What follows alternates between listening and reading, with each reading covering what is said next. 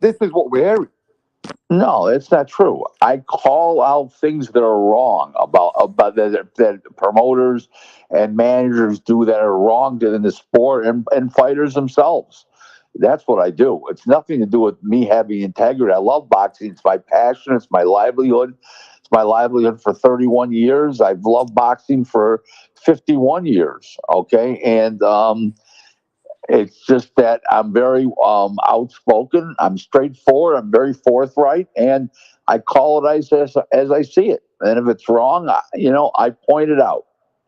So I don't know where anybody gets that from, that I don't respect boxing or anything like that. I don't like what I call crimes against boxing. I call out things that people are doing wrong, and using fighters that are shot and shouldn't be fighting anymore, and that are damaged. And people don't understand what the word shot means.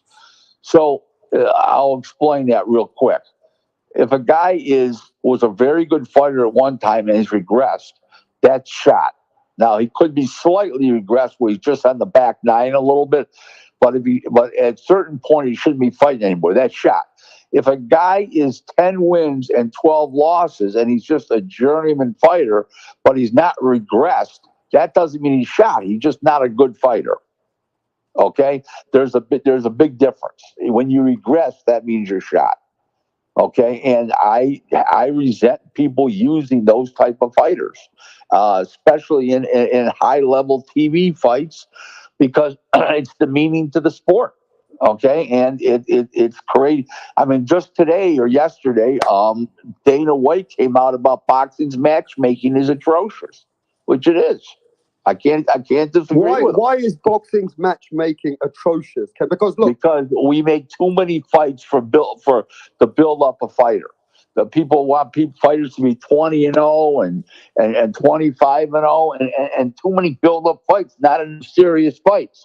And they get to the point that people want to see a guy fight.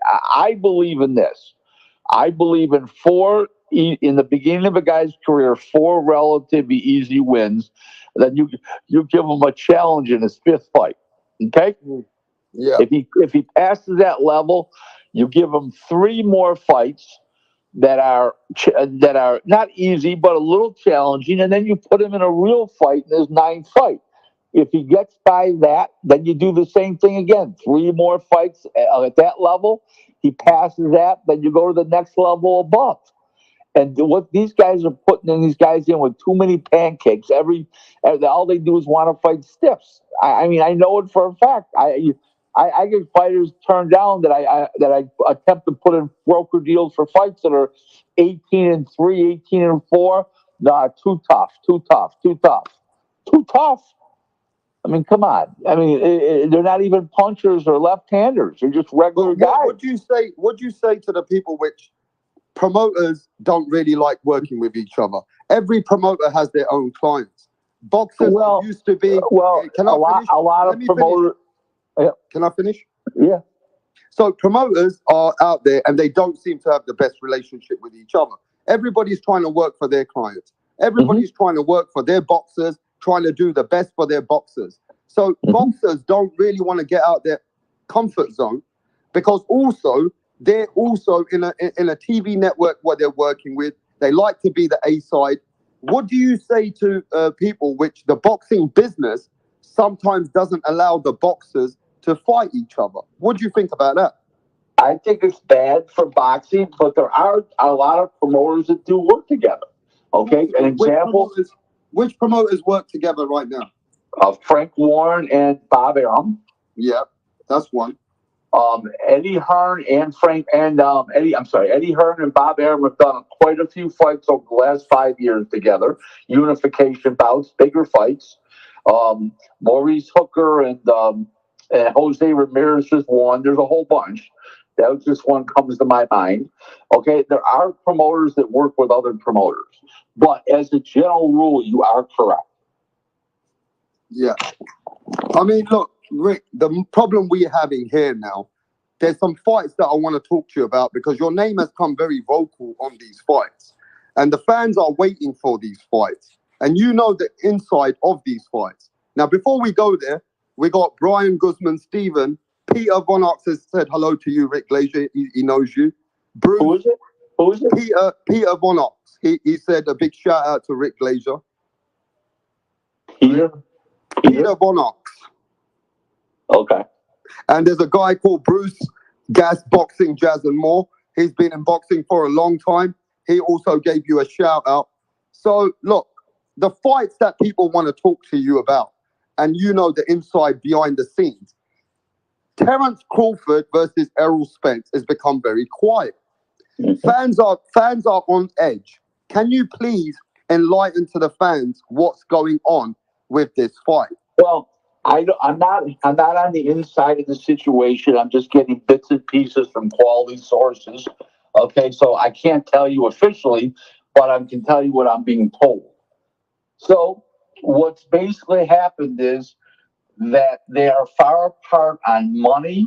They're far apart on all the auxiliary terms, such as rematch clauses, such as that Heyman wants 3 options, the long-term rights to the film, okay, just everything in general. There's Yo, it's Rapstar Boxing Knowledge. What, you thought that was the live? Come on, guys. That was the previous interview. This is motherfucking Rapstar. I needed some time, so we played the previous interview. Rick Glazier hasn't even made it in the building. He's running late. So I was running late, and the stream was not going to carry on. So I'm here now, and we're going to make it work. I'm just waiting for Rick Glazier, and we'll get him over here for a real live. You guys actually thought that was the live, did ya? Did you actually think that was the live? Somebody tell me in the chat, did you think that was the live? Yes or no? Yes or no? Did anybody think that was a live right now, bro? And look, you can say what you want. You can love him or you can hate him. But Rick Glazier's hot property. People in boxing, they acknowledge him. Whether you like it or you don't, the whole boxing Twitter goes mad over Rick Glazier. Right? At the end of the day, he comes with his talk. You might not like the guy. That's on you. But hey, listen, fans still want to speak to Rick Glazier, bro. Fans still want to speak to Rick Glazier. You know what I'm saying? He's been in this business. You haven't. That's just the difference. Ha! You guys really thought that was the live, yeah? Yo, smash that like button. We are fucking live and direct right now. EDP thought we were live. Shadow Band thought we were live. Fratnell Haas, Stephen 47, and Mirage is just sucking cock. All what Mirage always does anyway. You know how Mirage is. But let me tell you something, ladies and gentlemen. We got some great guests coming in this week. I don't want to call too many names. There was a guest who was supposed to come, another guest, but couldn't make it. But I got a big name coming soon. Don't you ever underestimate your boy Rapstar. Don't you ever underestimate me. All right? I got some big time guests coming soon. And I ain't even going to tell you who it is. I ain't even going to tell you who it is, bro. Because anything can happen anytime. People can get late. People got to make it again next week. But I got a big name coming. And he's one of the biggest names in boxing. Beat that. I've got one of the biggest names in boxing coming. Now, I don't even really want to chase too many interviews. But this is some of the Mac Daddies coming in boxing, bro. All I'm saying is you should never underestimate the small guys. The small guys are connected. And before you know it, maybe the small guy like Rapstar is behind the scenes the biggest guy. Anyway, let's keep it moving, bro. So we got great news coming in boxing right now before Rick Glazier comes to the floor.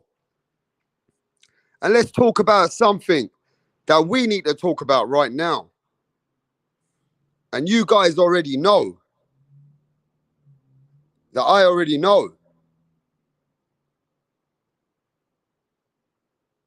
We got a fight. We got smoke. And we have a fight on March the 25th at MGM Grand in Las Vegas. We have a real fight, bro. Ain't no cap. This is it. David Benavidez, the Mexican monster that Mike Tyson named him, the Mexican monster. Let's not forget it. Mike Tyson named him the Mexican motherfucking monster. And here we go with Kalen Plant. Here we go with Kalen Plant. Keep your questions for Rick Glazier when he comes. But Kalen Plant is coming for that smoke with David Benavidez. And let me just tell you this. Kalen Plant is the one who wants the fight. Kalen Plant is the man who wants to fight. And if David Benavidez has any weight issues, because you know how big he is, he should be a heavyweight, some people say.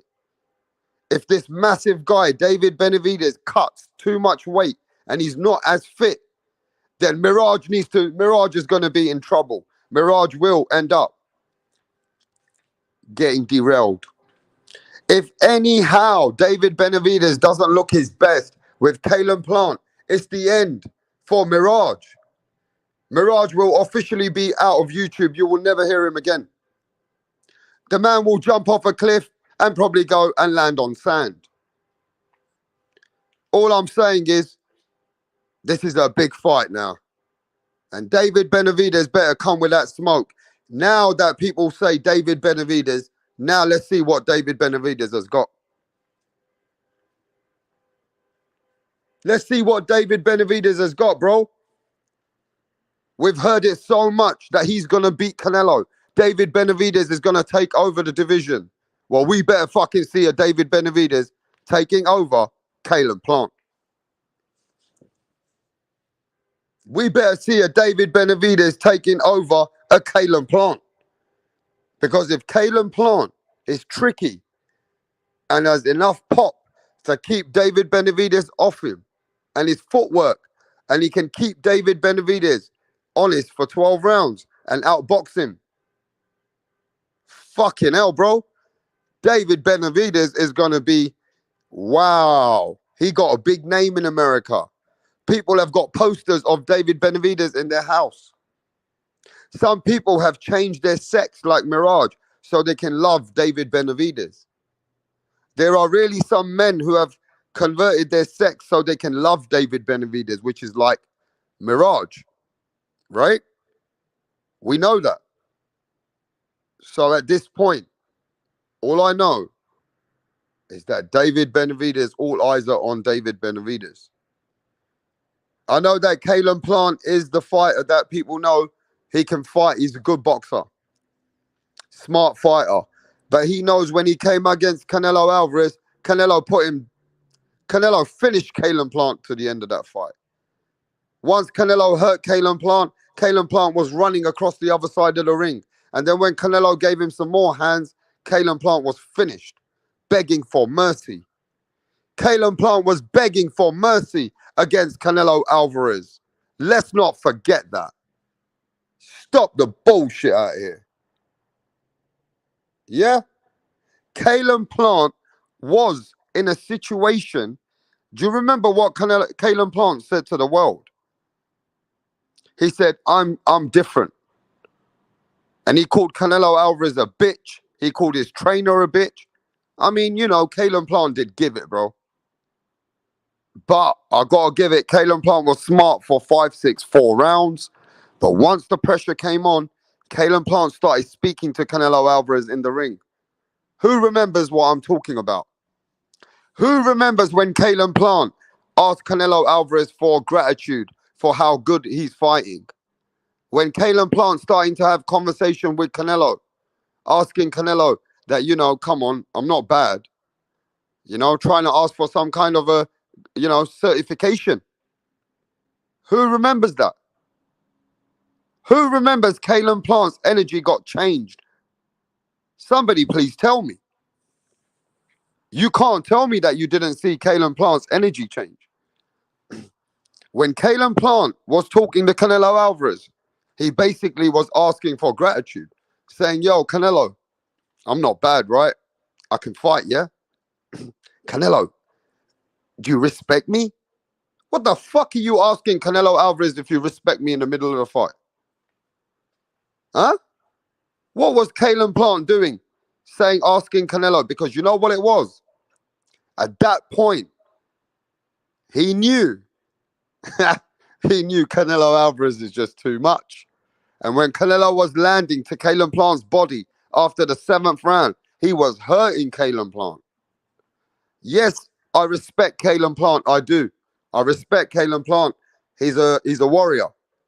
But when he came up to the elites, nah, man. Canelo Alvarez just put him away. When Canelo was able to break that distance and just, get him on the ropes, once he took 1-2 punches, that was it. He couldn't handle Canelo Alvarez. He couldn't handle Canelo Alvarez. And that was the problem, And now you got a big man like David Benavidez. They call him the Mexican monster. That's what they call David Benavidez in America. And the man that made up that name is nobody else but Iron Mike Tyson. I can't see the chat. Smash the like button. I will see the chat in a minute, But look, we got to see what the Mexican monster's bringing here now. And in this particular fight, Mexican monster's eyes are on him. David Benavidez has to come all guns blazing. The only thing is, he cuts a lot of weight to be at that weight class.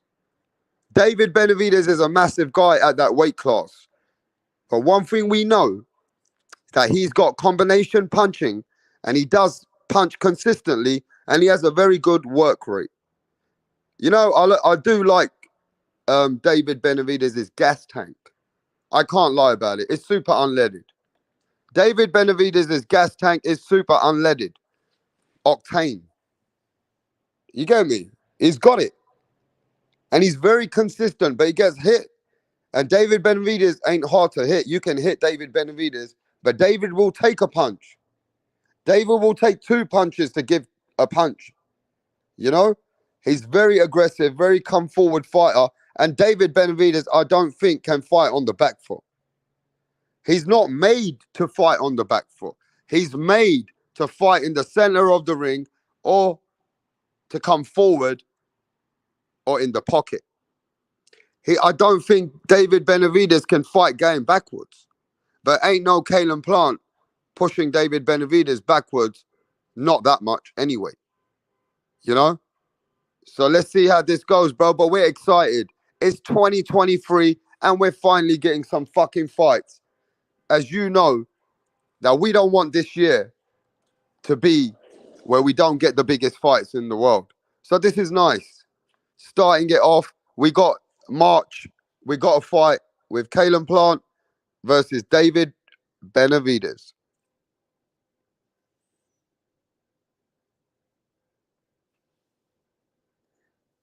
Now we got another fight brewing behind the scenes, as you can see on Twitter, social media, boxing scene, Boxing 24, respect to all the big platforms. Everybody's trending. Inoue, Inoue wants the smoke. Inoue, Inoue is not playing around. He says he's undisputed. He's putting the belts, vacated all the belts, and he's moving in a direction for the American guy that everybody's got high hopes in America with Stephen Fulton. Stephen Fulton, a proven fighter, a great fighter in Stephen Fulton. Ain't no playing with Stephen Fulton here. Now you're going to Stephen Fulton's weight class. Now we know we've got a guy in Inoue. But the monster is not a monster at that weight class. The monster is not a monster at that weight class, people. He's just not a monster. He's going to be a good fighter, a great fighter there. But Monster, the way that he's been dealing with divisions, and the only man that ever gave Monster a real fight or just made him look like a human being is our own friend over here, Nonito Donaire. There hasn't been a man who's ever fought the man to try and make him look ordinary or even a great fighter in a fight. The only man who's ever did that anywhere close to giving him a fight is the Filipino Flash, Nonito Donaire. All right? So we know that that first fight, that Nonito's the only man that we've seen can even fight the guy. Now we saw what happened in the second fight, and we saw with what he did with Butler. So we know now at this point, the Japanese guy, who's a Japanese legend now. You know, I speak to people in Japan, and people are emailing me, telling me, Rap Star, no way Inoue is just, you know, he's their man. He's basically their guy. You know, he's that guy for Japan. But he's coming up to another weight class, coming up in weight to challenge Stephen Fulton. To challenge Stephen Fulton, bro. Now that's real smoke. Now that's some real shit. What we're getting right now is a real 5-course meal here. This is boxing at its finest.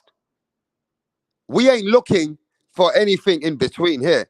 He is coming for the best guy at the higher weight class now. You got to give it to him. You got to give it to him. Stephen Fulton's going to be confident. He's a bigger man.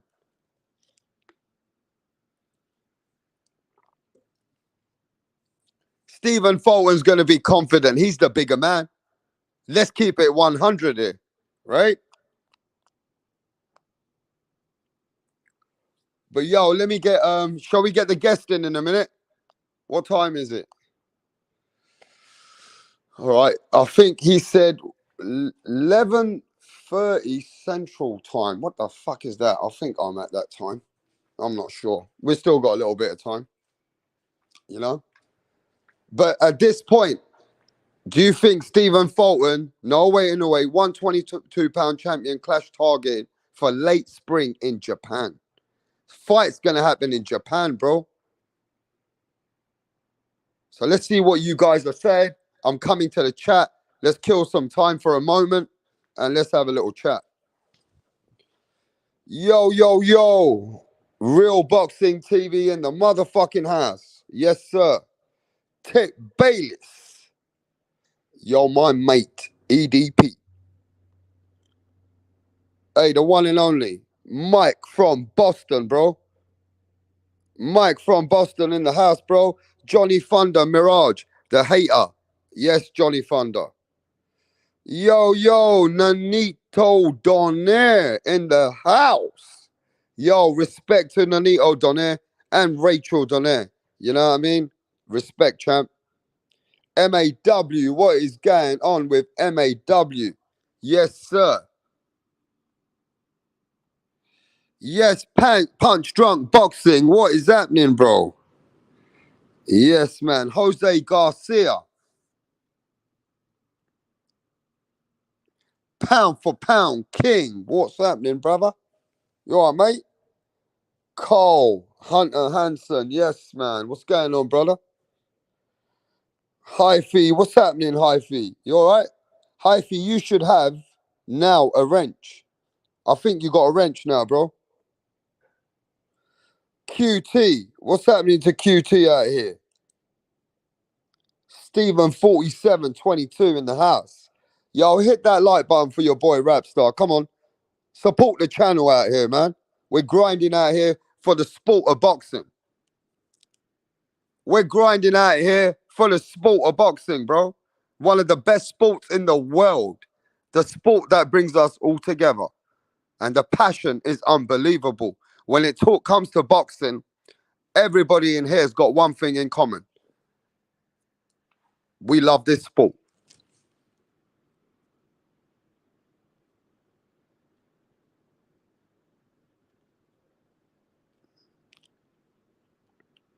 Yes, Lisa Bell's in the house. What is going on the Fratnal house? Yes, guys. Joseph Brown. What's happening, Joseph Brown? My brethren, my homie from the other side of the pond, rider of the storm in the house. Yes, guys. Nonito Donaire says, I'm always down. I don't have any issue with him. he has it with me. I got ya. Respect to you guys. So, ladies and gentlemen, what do you think about this fight with Inoue versus Stephen Fulton? I want to know what Nanito thinks. What does Nanito think, or Rachel? Who have you got in this fight? I mean, Nanito went in the ring with the guy, and this is a guy that's already gone to that weight and already beaten a champion. So we can't say that Inoue, the Japanese guy, and even the fight is going to happen in Japan. Even the fight is going to happen in Japan, bro. So come on. Hey, Nanito. Hey, Nanito. Come on, you know this. When you go fight at Inoue's backyard, it does favor him slightly. It gives him a slight edge. You already know it. Am I right or wrong? Am I right or wrong? You're going to Nanito Donaire's house in Japan, right? That makes it a little bit more even. You know what I'm saying? He ain't coming to America. He's the big fish, it looks like. Inoue, Monster is a big fish to the American Stephen Fulton.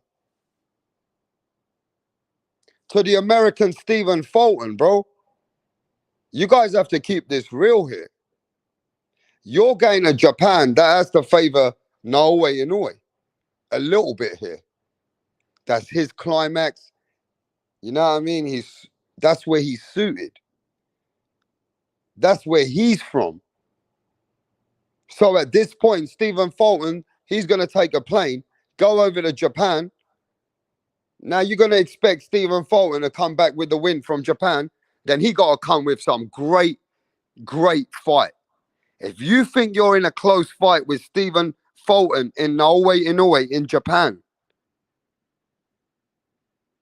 they might just favor Inoue.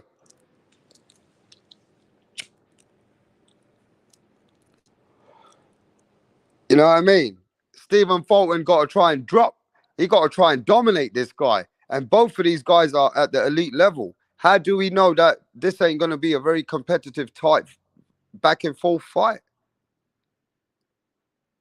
How do we know that Fulton and Inoue is just going to be a back and forward fight? You hear me? It's going to be close, bro. This fight is going to be close. I'm telling you.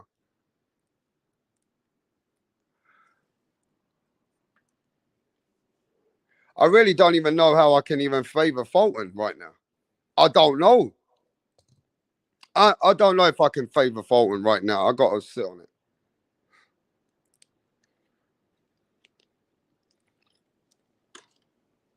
I'm really at 50-50 at this moment. The fight's in Japan. So that right now is making me think this is an even balanced fight here. Now I'm going to ask the chat, all right? Somebody in the chat, who's the favorite? Is it Inoue, the monster, or Stephen Fulton? In your eyes, you've watched both fighters. One's slightly higher in weight, just a few pounds. Ain't no big weight class. Ain't like he's jumping up 7 pounds.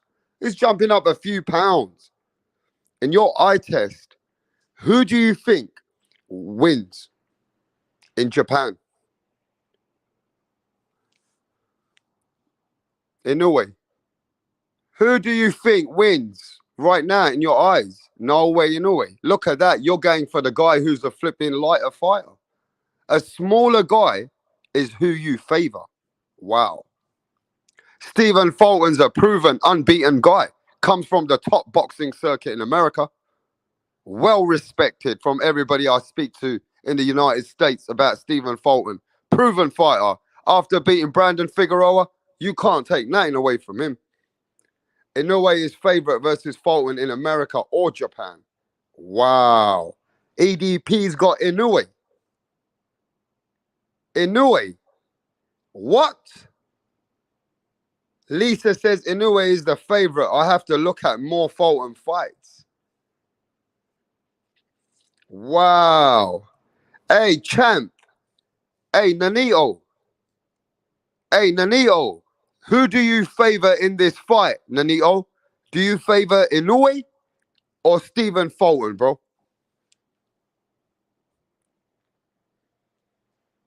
Who do you favor, Nanito Donaire, my brother? Do you favor Stephen Fulton or do you favor Inoue Inoue?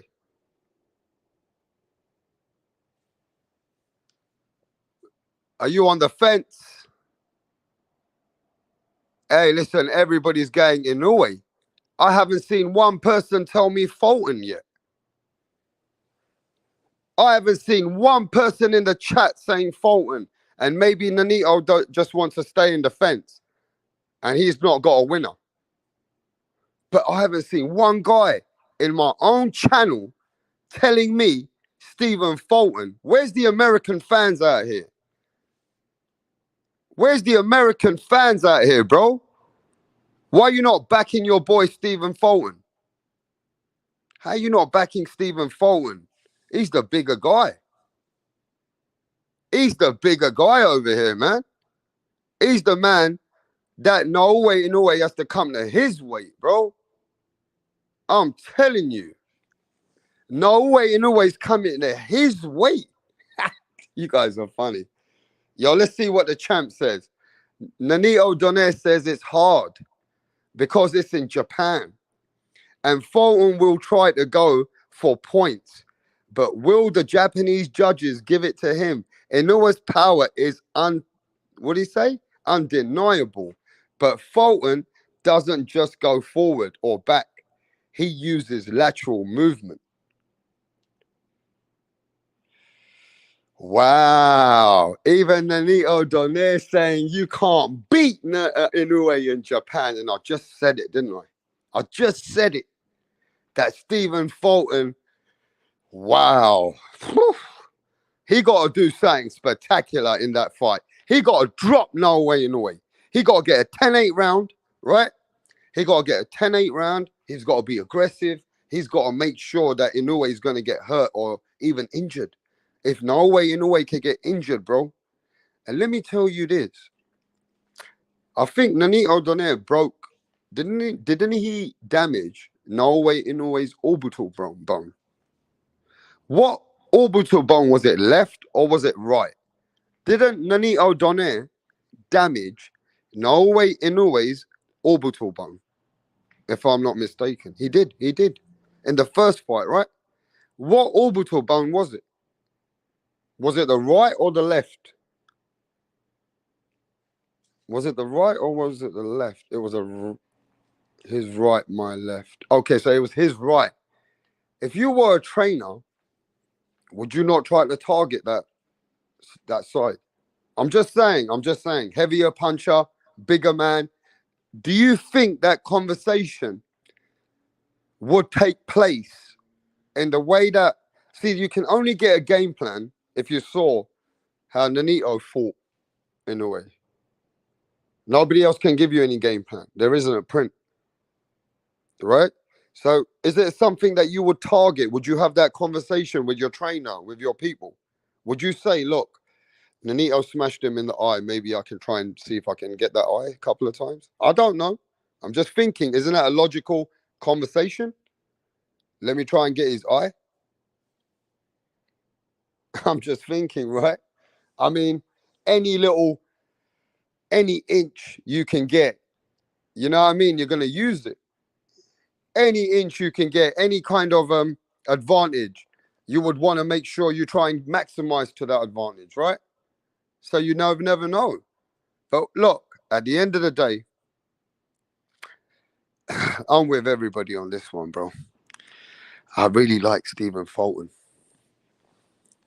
And, we relate more with Stephen Fulton a little bit because, Inoue he's a great fighter, but he don't even speak on the mainstream. There ain't nothing that we hear from him. We don't really have a personality with Inoue. There really isn't a personality with the man because we don't understand him. The problem is he's only a personality for the Japanese culture. He really isn't anybody that we relate with apart from how much we respect his boxing skills. We don't have any videos or anything that he talks to us about that we can actually communicate and say, yeah, man, You know what I mean? So in that respect, you know, Stephen Fulton is more of a fighter that people, you know, I just say the Western fight, not even the Westerners. I just think that America already all about Stephen Fulton. American fans really do want to see Stephen Fulton beat Norway in a way. I know that. They want to see him go there and just deal with him. Ain't gonna be easy though. It really ain't gonna be saying that you can I don't know, man. I just don't think you can beat Norway in a way in Japan. Or maybe on neutral ground, I think you might have more of an opportunity. But where he's already comfortable, where he's based, I don't know, man. You know, I really don't know. But you know, most of the time we got to recognize this, that even with Angelo Leo, Brandon Figueroa, and Daniel Roman, all fights were unanimous decision when he fought those guys with Stephen Fulton. Stephen ain't been getting no knockouts. He's a good fighter. He can box, but he's been winning in unanimous decision. No way, and always been stopping people at a smaller, a lighter weight class. So at this point, the power's probably as equal. Maybe, just like Nonito Donaire says, that the power of Inoue is undeniable. It's undeniable, bro. The power he's got is going to be there to keep Stephen Fulton honest.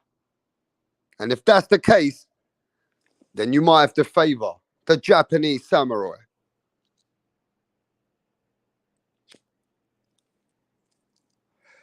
But let me set up the link. You guys are going to have to wait for me now because I'm going to have to get out this stream and let's try and get the guest in. All right? Let me try and get this guest in because I got to get out the stream, send the email, get the link on my device and send the email. Because, you know, Rick Glazier, he's a pretty difficult man to work with.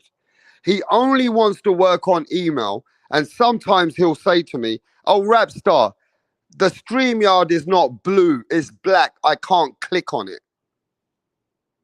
So, you know, I told him, come to the channel. Oh, no, I can't find it on the channel. Can you please send it to me on an email? So I got to get the fuck out the stream. Sorry, my French. I got to get out the stream and then send him an email. So, yeah, give me a minute. Let me play you one of the best rappers that ever existed. That I think we're all sick of him. But for some reason, anytime you watch him, you still laugh. It's nobody else but Tunde Tupac.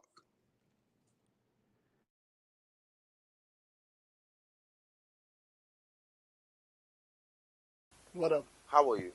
I'm great. Can we meet you? My name is Tunde Tupac, aka the Rap Killer, Tunde Tupac. the Rap Flexer, kill them all. Your Rappers. name, your name. Your name is Tunde Tunde. Tupac. Tunde Tupac. You can write the Rap Killer there. But Tunde is your It's name. okay. Yes. Okay. Thank you. Tunde, with your dressing, I know the kind of song that you're about to present. Yes. So you want to tell us about it? Just rap game. I kill the rap game because the haters want us down, but they're not gonna get us. You don't Calm need to down. tell us about the haters now. Rappers, right? You're a Yes. rapper. I'm a rapper. Good. Let's hear you. Check it.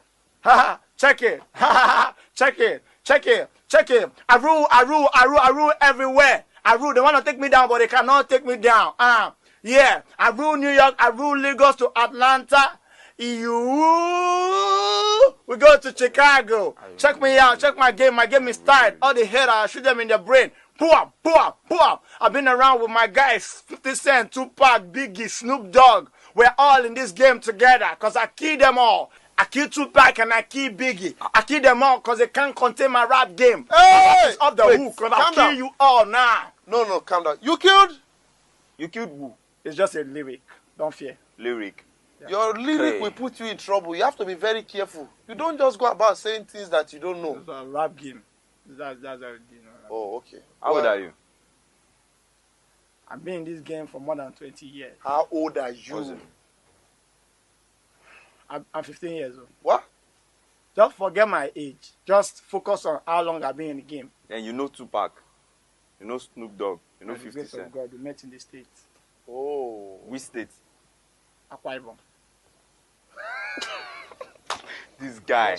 You're just a joker. You know what? Just go. We'll get back to you.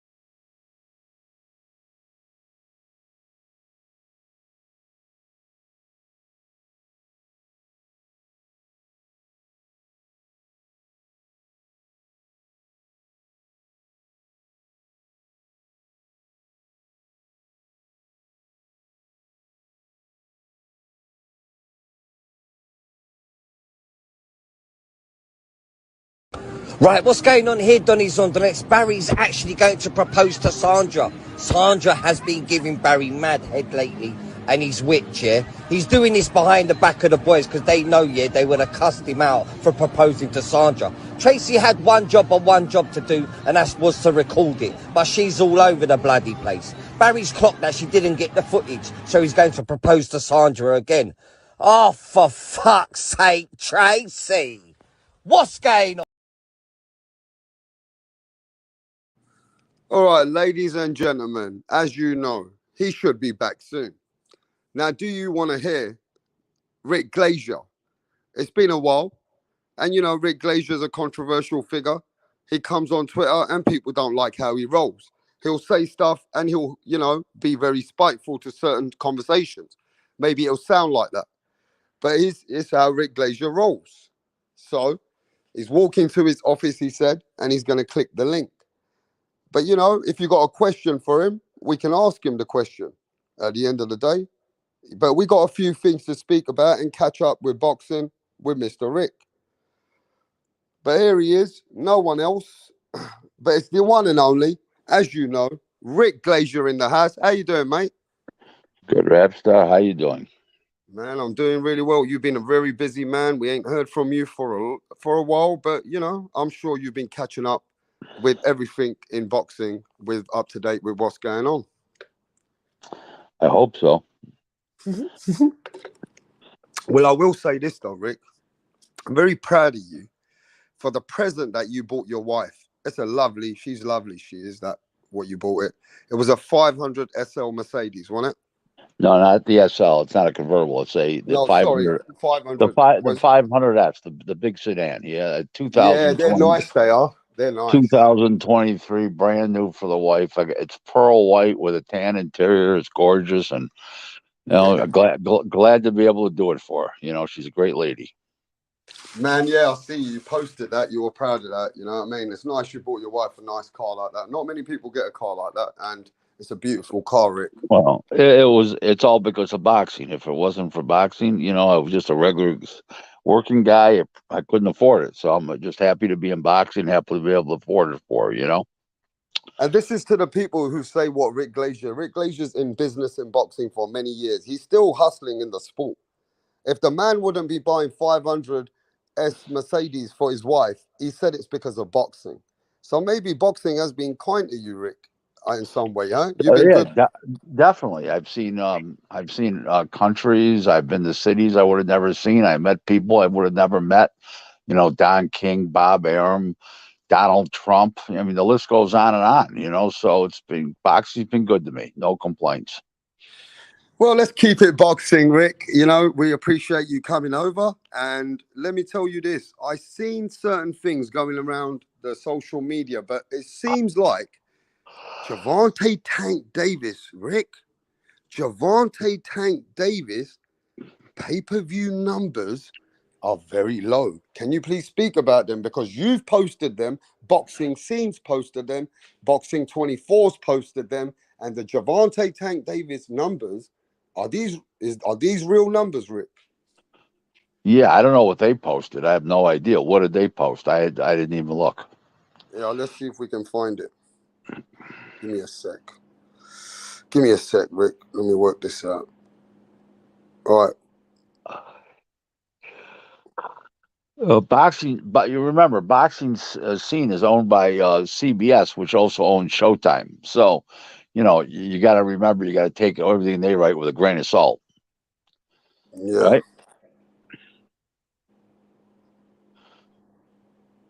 Wait, let me get them. Let me. That's you. You've been posting some stuff yourself. Where is what I've seen?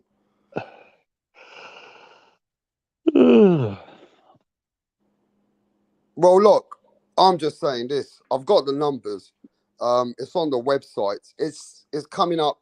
What's the numbers that you're telling us for Gervonta Tank Davis? First of all, 61,000. 61,000 pay-per-views. Yeah, what's boxing scene reporting?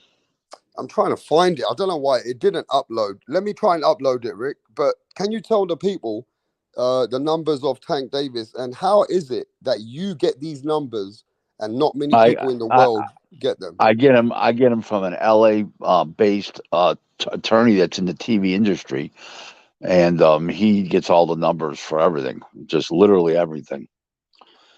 So remember, TV is very in all this kind of stuff, streaming. Everything's analytical. It's all numbers. So we get the numbers. Anyway, let me look at this.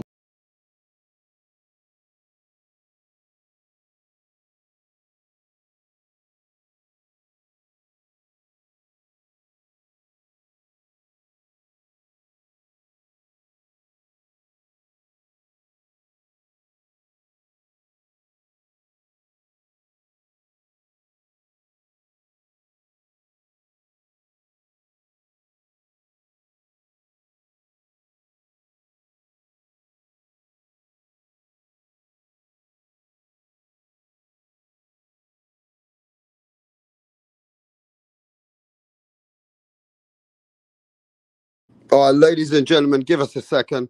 Trying to sort the audio out. Mic check, 1, 2. Can you hear me? Can you hear us? Mic check. Okay, we're good. So, Rick, you've got connections in the behind the scenes. These are serious connections, and these are the people that give you the numbers of the pay-per-view. Now, I will say this. People say that it's very hard to believe. But let me ask you this. Deontay Wilder versus Helenius was only 75,000. So, well, Dan Raphael reported 75 after I had put out already 77. 77 was the number I got. So 77 was the number. So yeah, can well, I ask you this? he's not gonna give me credit for my number. He despises me, so he's just gonna go with his own number, a couple thousand below. That's all he's doing. In other words, he got the number 77, I'm sure, and then he says 75. He doesn't want to make me look right. You know what I mean? So that's just Dan Raphael being the person that he is. Look, it's right here. Boxing 24, very credible source. I've been watching them for years. Deontay Wilder versus Robert Helenius pay-per-view numbers, around 75,000. Many platforms had 75,000. Now Boxing Scene has reported 64,000 for Tank, I think. Okay. You say it's 61,000. Well, listen, you're talking about such a small percentage here difference. I mean, you're when you talk 75 and 77, that's the same thing. 61 and 64. It's not like I'm saying it does 61, it does 90,000. Right. You know what I'm saying? I mean, I'm on the money. So, I mean, those are just a couple thousand apart for two events. Come on, please. So now I'm going to ask you this: as boxing guys, how do we know whose numbers are concrete, and how do we know that these numbers are official? And is there a way for the people to prove it that these are the numbers? No, there's no way to prove it because Showtime won't release them because of the fact that they're not going to release low numbers, and if they make high numbers, they're going to get indicted for fraud, for corporate fraud, because you can't do that. You can't do that in America. I don't know what about the UK, but you can't do that over here. You have to, if you're a publicly held corporation, you got to fire with the straight numbers. So, ladies and gentlemen, Rick Glazier's got a very strong point that if Deontay Wilder hits 75,000 and 77,000, sorry, Rick says, and he says Oh, 61, it doesn't matter. It's Right. around the same, right? And 61 and 64. I mean, we're talking about peanuts here. The idea is it doesn't do 100, 200, 3, 4, 5, 600,000 like all these crazy people are saying on the internet with these podcasts. So my thing is this: is Al Heyman's pay-per-view model run down now, watered down? Is it come to a point? Unequivocally, it has been for several years now. Absolutely, not even a question. So Al Heyman's model business plan for pay-per-view versus Chris Ariola versus this Andy Ruiz, the fights what he did with Charles Martin, the Tank Davis versus Mario Bros. Every single fight which was on pay-per-view, would you say Al Heyman watered down his own model? Absolutely, not even a question. Wow. So Al Heyman's model is actually dying a little bit, because let's even look at this right now. Rick. Dying. It's dead on arrival. You know, he's killed his own market. So can I ask you this? Some people are very confused. How come Al Heyman, the man who says he wants to get all the biggest fights but couldn't make the fight for his own client, Errol Spence, couldn't even come with the money that people are saying for the money that guarantee both fighters? It seems like now something's going on with the Al Heyman investments. It just seems like he's not as strong at the moment. At the moment. 1,000% correct. Not even a question. Okay, so that means if Tank Davis and these fighters are only hitting no more than 125,000, 61,000, and Errol Spence is hitting maybe 200,000, 220,000, they're not stars then, Rick. If you look at this, the only one that said they were stars are the people backing them and the fans backing them. Nobody thinks they're stars. You know, nobody credible. You ask other people if they think they're stars. People are in the boxing business. No, they're not stars. So if you look at the chart, Manny Pacquiao, Floyd, 4.6 million. Floyd versus Conor, look at the numbers, 4.3. Oscar versus Floyd, 2.4. These were star numbers. Right. Mike Tyson, 1.6, 1.5. So today's pay-per-views and what's going on with this Tank and all these views, what the fuck is all this then? I mean, is this just the end of the pay-per-view model for Al Heyman? I can't tell you that for sure, but it sure looks that way. I mean, it's just a bunch of garbage they're throwing on pay-per-view that don't warrant pay-per-view. Pay-per-view is supposed to be the best fighters and the biggest fights, and we're not getting that. We're getting a bunch of hobo shit. You know, nobody wants to see that hobo shit. Nobody wants to pay for it. So who are the stars today which are pulling power and bringing some? Well, of course, Canelo, and then you got Fury, Wilder. When they fought each other 3 times, especially the second 2 times, especially the second time. You know, I mean, that's power. These guys aren't doing any business. I mean, it's just, you know, and then they put on shitty undercards. The piracy rate is high. They've lost all confidence in PBC. It's a toxic brand. They've lost all confidence in Showtime, and they've lost all confidence in Steven Espinoza. Every time he talks, you know, it's like if he tells the truth, it'll be an historic moment in American history. And that's your tweet that you put out there, I'm sure, right? Yeah. That's the tweet you put out there. So you got the numbers basically 22 hours ago. 23 hours ago. Well, you had some numbers before, but you weren't sure yet. I had a number, but I didn't put it out. I wasn't sure. I sounded so low because I figured it'd do 80,000, and I said, "Oh my God, I can't even believe it did this Yeah, but so even little." 80,000 is not really a I know big. that, but I mean, I thought it would do 80,000. Didn't even do that. So terrible. yeah, Oscar De La Hoya is saying that Tank Davis's numbers are manipulated. Anyway, that's what he's saying. But Yeah. you know, is this a tweet from you? Yes. They are Yeah. now okay. Let's read the tweet. They are now named No. for Tank. No. No. Go on, There is now a name. go on. Can you please tell us in your tweet? There's now a name for Tank Davis diehards. They've now earned Tank sexuals. And Tank Sexual is one who illegally streams Tank's pay-per-view, then complains on social media Tank's low pay-per-view numbers are a lie. These morons don't get they are the pay-per-view number. They're why the pay-per-view numbers are low. They're hypocrites. Oh wow. Yeah, I hear you. So now there's a new name for those fans. Okay, you got another tweet here, Rick. After reading what did you put? Let me see. After reading all the comments about Tank's pay-per-view numbers, I've come to the following. Piracy is huge. PBC is a very toxic brand. Too many junk PBC pay-per-views. Tank Davis is not a pay-per-view star. Boxing fans have lost confidence in Showtime, and most think Steven Espinosa is the lying weasel. Yeah, what is this with Steven Espinosa now, Rick? Why would you call him a lying weasel? Because that's what everybody calls him on Twitter. I mean, he's the face of their company. If you want, He if was an that's the attorney, face, wasn't he? Was he an attorney? yeah, yes. If that's the face of your company, you might as well hire a bankruptcy attorney as your CEO. How are you? Okay, so you think Steven Espinosa is a weasel? Oh shit! No, everybody does. They call him the weasel on Twitter and Facebook, all social media. They could call him the weasel. It's not me. It's not me saying that or thinking that. He is the That's weasel. what they call him behind the scenes in boxing, yeah? No, so everybody calls him period, not behind the scenes. They go on the one you call it, the weasel. They refer to him as the weasel. Wow, he's the weasel. Steven Espinosa Yeah, is called the I've never weasel. heard anybody called the weasel, and it was a compliment. Trust me. Oh shit!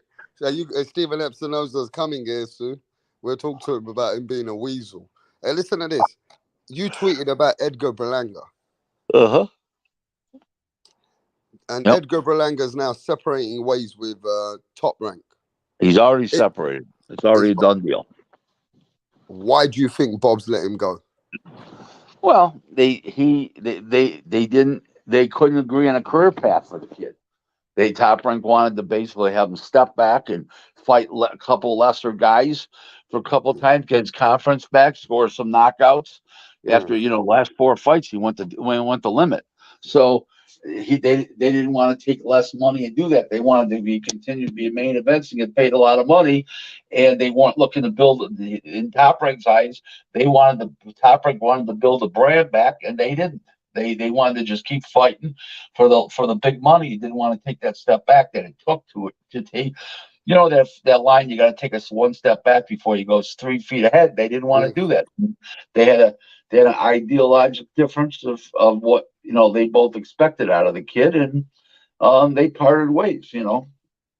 So is that some form of they didn't want to invest any more money in him? No, would you agree? They got bought out. Top Rank got bought out by Edgar and by Edgar. He got bought out. Because somebody in boxing told me when this happened, right? I'm not going to call names, but he did email me, and I'll speak to someone. He says that Bob didn't believe in him anymore. You don't think that's true? No, not at all. It wasn't a matter of believing in him. It wasn't a matter of believing.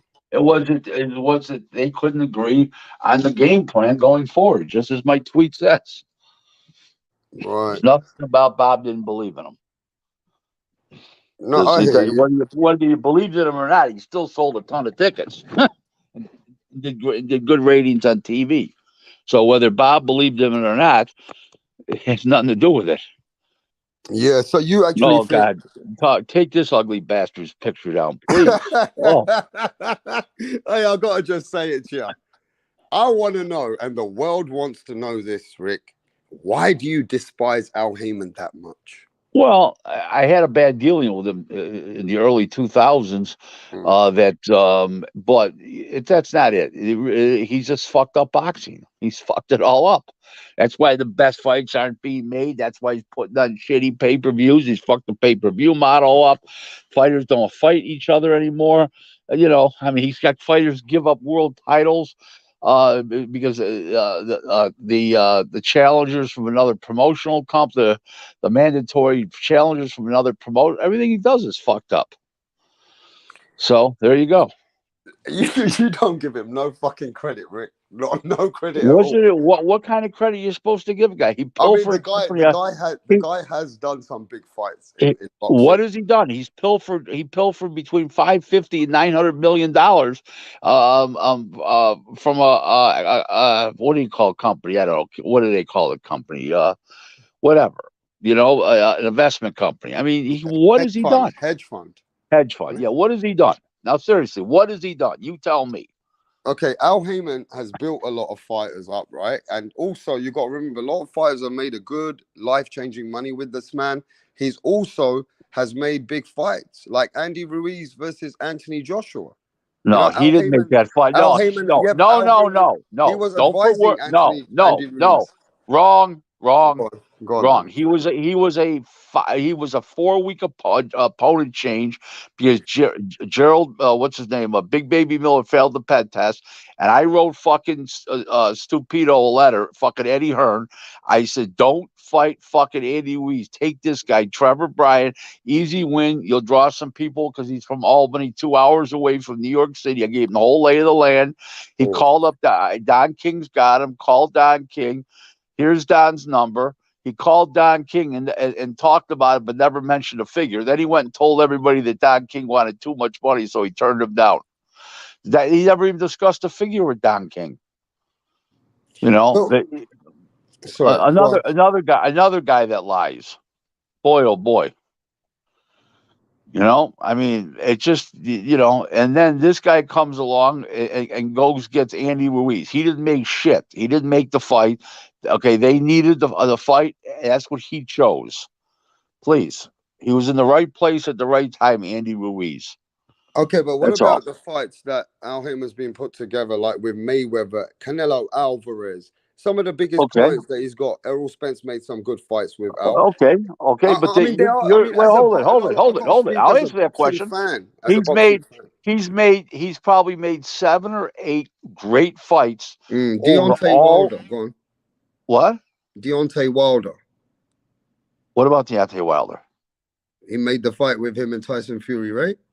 It was cherry picking gone wrong. What were you watching? Yeah, but the fight happened, right? No. It was cherry picking gone wrong. It didn't do any pay-per-view buys the first time, and Arum stepped in, built the fight up, and they did 875,000 buys. It did 1.2 million the second time. No, it did 875,000. I got some numbers. It did 875,000 in America. Oh, okay, yeah, go on. Yeah, that's true. Go on. Okay. In the meantime, 875,000 in America. Meantime, he's had this money for 8 years, and he's come up with a half a dozen good fights. He should be embarrassed. And it took 500 to 900 million of a hedge fund's money and money from Fox and Showtime. Come on, please. This is a dismal result. You just find it very hard to give this guy any credit. What credit? Don King was around for all those years. He used to make an unbelievable show every month. An incredible show with 4 world title fights every month. Somewhere on HBO, somewhere on Showtime, and somewhere on pay-per-view. What are you talking about? I mean, think about it. Wow. So you heard that, ladies and gentlemen, that actually Rick Glazier stands by it. That this man, Al Heyman, is actually here's my description. He's been the ruination of professional boxing in America. There you go. There's my description. Okay? There you go. Okay. Why doesn't he do? Why doesn't he have ITV in the UK anymore? How did he lose that after 2 shows? You remember that deal? Mm. I mean, I get it, right? But right now, Al Heyman ain't looking good with his pay-per-views and the way that he's done so many fights. He's run his business into the ground. It's lost money every year. He's never had a profitable year. It loses money, and his fights suck at an overall basis. Does he come up with the occasional fight that you mentioned? Of course. Yeah. Okay, a blind man will catch a chestnut once in a while. Can I tell you this though? Have you seen the fighters? How they love him? Have you Yeah, seen like Leo Santa but Cruz? they don't know what Let me they're. just say this. I I was agree. amazed. No, you're right. I agree. So what he did was he blew He overpaid in the 500. beginning. Hold it. He blew 550 to 900 million of a hedge fund's money, because the original one was 550, but it's up to 900 million now. Okay, he blew $900 million. Okay, and ended up with a bunch of happy fighters, and company had to lose 900 million for him to end up with happy fighters. Is there something wrong with what you're saying, or what's wrong with what I'm saying? So he blew a lot of money, like they say that Eddie Hearn blew a lot of money in America. Of course. So Of course. Listen to this though, Rick. You know Leo Santa Cruz, don't you? Reluctantly, yes. I know who he is. Leo Santa Cruz named his son Al Hamon. That's wonderful. That's wonderful. Can you believe that? He named his son Al Hamon. Yeah. Okay. Great. Wow. But I tell you what, Rick, you say it as it is, and you don't step back from what you say. You don't hold back. Why would I? I always speak the truth, and I'm on solid ground. Why would I have to back up? That's for the mentally weak that don't have any facts. Yeah. I think you know what it is. The fans look at it differently too. Like they love the Manny Pacquiao fight versus Thurman and all that shit, and you know they like that. Canelo But that's what I'm saying. You're taking 6-8 examples over all these years. It's all other bunch of shit. You're proving my point. The more you talk, the more you prove my point. You're singling out the fights that were okay. There was 6 to 8 fights that were real good. The rest, they suck.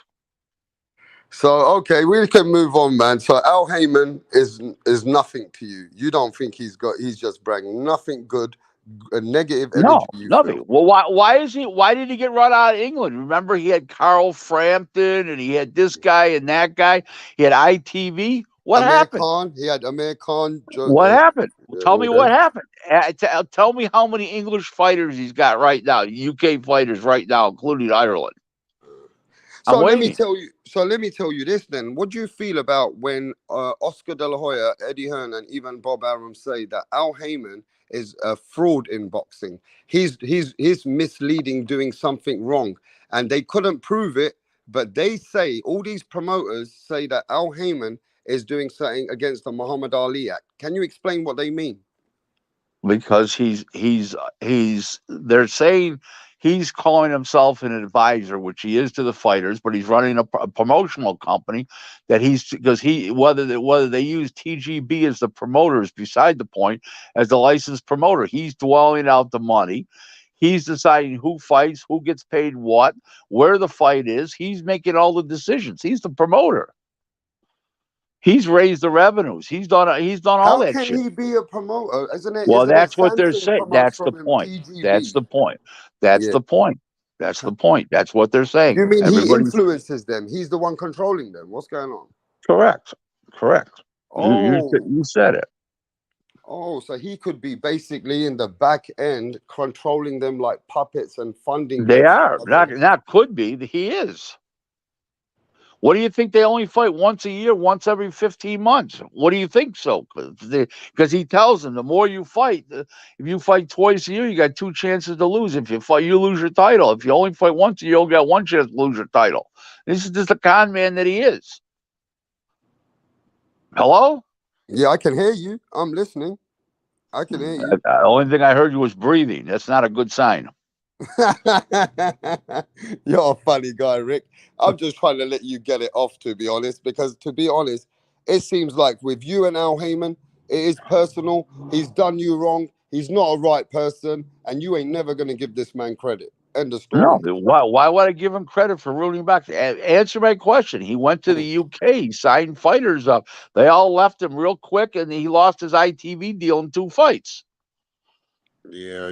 Hey, listen, we love you, Rick. You're funny because you going in on Al Heyman right now. You want to take him out the game.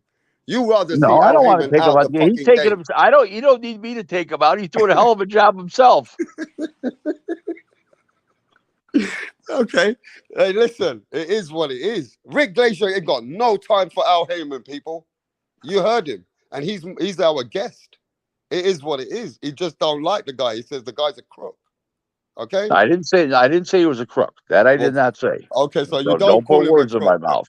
Okay, so you don't call him a crook. You just don't like him. I would call him devious and dubious. Okay, and some other words like that, but I would not call him a crook. No. Okay, then. All right, let's keep it moving then, Rick. What do you think about this fight, bro? It's been announced March 25th. David Benavidez, Kalen Plant. I don't know. It's just a fight. It's not a big deal. Is it a pay-per-view fight? It's barely a pay-per-view fight. Barely. Only because David Benavidez is of Mexican descent. And that's a big part of it. You know.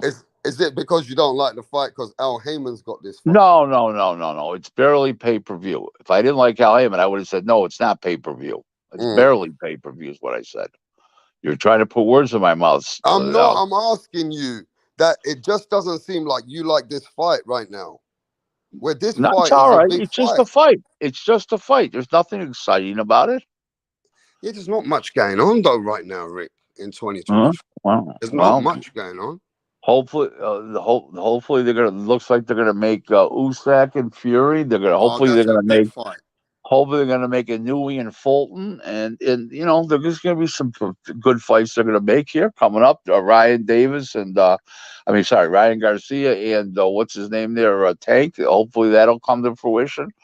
Yeah, that's a Shakur. good fight. Ryan Garcia versus Tank. People are interested in that. Yep. What Hopefully do you think? Hopefully Devin Haney and Lomachenko. I mean, these are good fights. So I want you to tell me, Oscar De La Hoya called out Steven Epinoza and everything the other day, say, give me my contract. I need this contract. And when you told me you're going to give it. Steven Epinoza says, Oscar's making big noise. He's getting cold feet. We don't have to send the contract right now. He knows we can send that contract anytime. Who's right? Who's wrong? Espinoza is 1,000% wrong. He said, we signed the contracts the week of the fight. What's he talking about? Those are state bout agreements. He's looking for a contract, promoter on promoter contract. He's not looking for a state bout agreement. He double talks everybody. If he doesn't talk out of both sides of his mouth. His mouth is an octagon. Steven Epinoza is a weasel, man, is what you say. Oh, shit. Yep. I can't stop laughing. I remember when Conor McGregor called him a weasel to his face, and we were laughing. But I will say this, though. I want to tell you one thing. He may be a lawyer by trade, Stanford graduate, lawyer by trade, an executive at Showtime. But to be honest with you, if he was my kid, I'd be embarrassed. So Oscar De La Hoya said that Steven Epinoza doesn't know what he's fucking talking about because when it comes to big fights, contracts need to be in place so I can have everything ready for my client. He knows that. He's 100% right. He's 100% right. So Steven Epinoza just always trying to make it look good for his side of the people, his side of the. He's basically just like one of these. If he's trying to make things look really good, he should put a bag over his head. Hey, listen, Rick Glazier, you a funny guy, man. I'll tell you, mate. Oh, but what do you think about this new division of transgender boxing coming into the sport? Now listen. How do you think I think about it? I'm an old school boxing guy, a boxing lifer. I'm a conservative Republican. How do you think I would look at it? I'm asking you because there's 55 people in the building. They want to know, how do you feel about the Disgusting. transgender boxing? Disgusting. That's what I think about it. Disgusting. So can I just share some pictures with you? No. Not Okay, about not of transgenders. no, No. it's not a No. transgender, but wouldn't a boxer, let me just say example, a boxer, a man became a transgender to be Forget about it. We don't need to look at these pictures. Can I Okay? show you if like how a boxer would look? No. They have no interest. Okay? No Yeah, interest. so Thank you. basically what you're saying is this is just some bullshit, man. Of course. And Okay, so I appreciate. Now, you know I'll what, tell Rick you. Glazier, I want to say this to you as a man. I appreciate the way that you're saying that, because most people I've had on my chat are not really being honest about, like, they don't want to talk how they feel about it. And you're being But very straightforward that this is I wrong. always And am this is straightforward. no, I Here's a give you good. that. I give you that. We Here's a don't good agree one. with it. A lot of us Here, don't agree with it. here's a good one. So my wife, we got the last Mercedes we got was in 2020. Got the CLS, and she wanted another car. It was coming up November, December. She says to me in November, she says, "Honey, will you do me a favor? I'd really like to get a Bentley, new Bentley." She goes, "Would you check on the price?" Okay, I said, "Sure, honey." I call up the Bentley dealer. It's 10,000 down and on a lease, 39-month lease, and it's 4,100 a month. So I get her the Mercedes, okay, which is the top of the line Mercedes, is the S500, and this gorgeous car. It's everybody's dream, most people's dream car. I said, well, honey, she's standing in front of the car. I said, honey, what do you think of it? She says, I'm settling.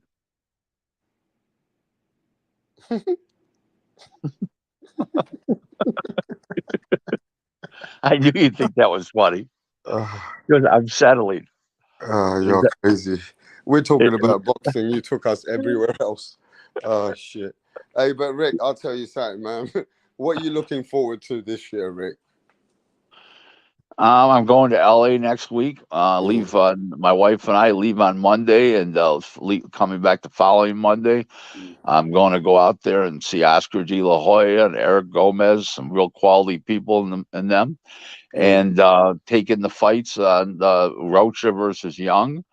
And my wife's going to do some serious shopping. I'm going to go to lunch with guys like Eric and stuff, and quality guys like Steve Kim, and have a good Steve time out Kim. there. Yeah, how's Steve Kim doing, man? How's he doing? He's a great guy. One of my favorites.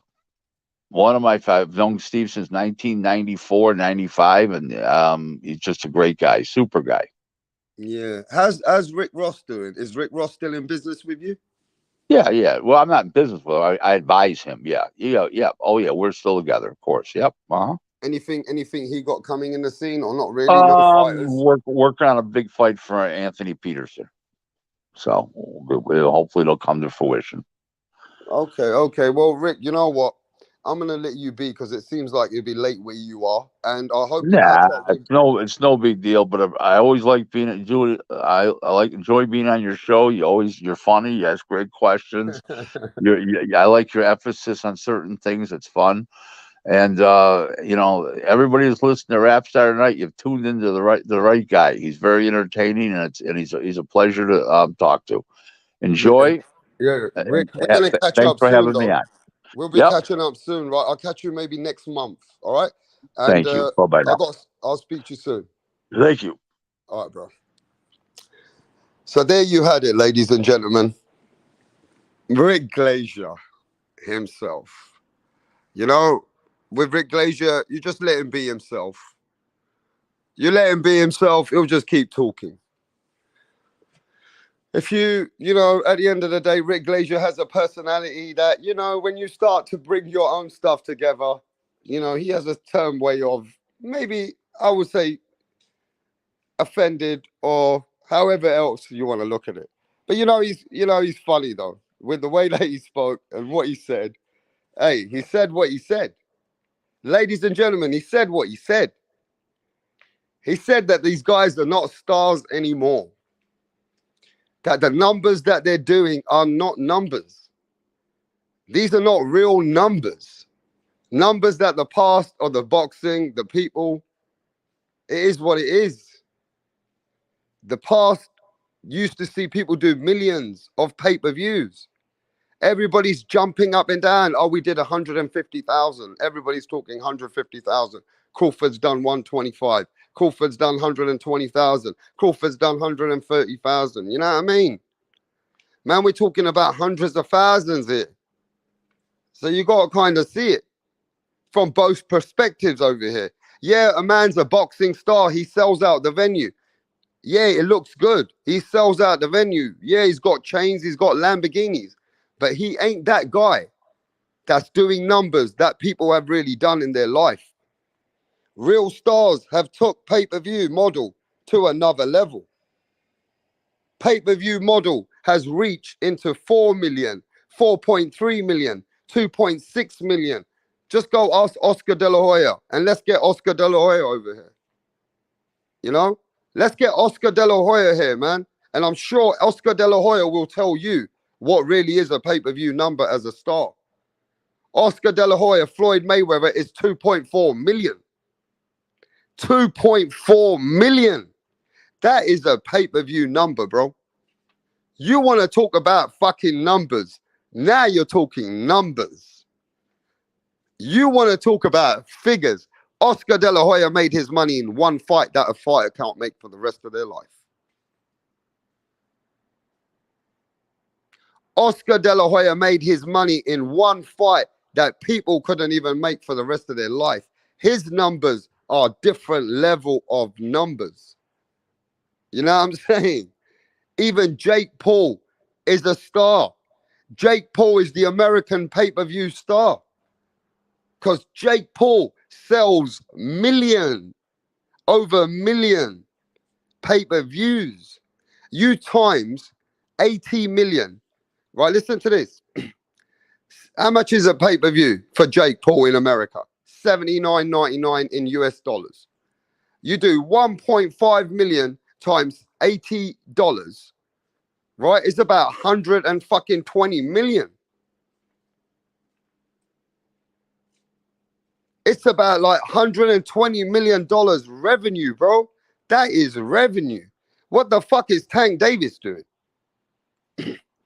Let's really talk what Tank Davis is doing and what Jake Paul is doing right now. Jake Paul is really showing you what pay-per-view is. Jake Paul is showing Tank Davis what's pay-per-view in America. Because he's bringing 1.5 million and that brings in 120 million revenue.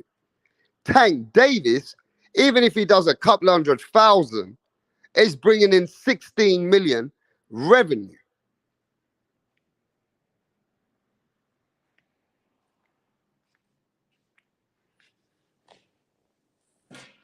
It's different levels to this shit, bro. There's levels to this shit. And this is what I'm saying. That pay-per-view is dying with the way that they're selling it. I can't believe that Deontay Wilder, the bronze bomber fucking Wilder, bro. Where is Deontay Wilder, bro? Where is this shit about Deontay Wilder? Where the fuck was it? Where the fuck was Deontay Wilder? There it is. No. What was that Deontay Wilder's numbers? There it is. Deontay, the bronze bomber, motherfucking Wilder, bro. 75,000 pay-per-views.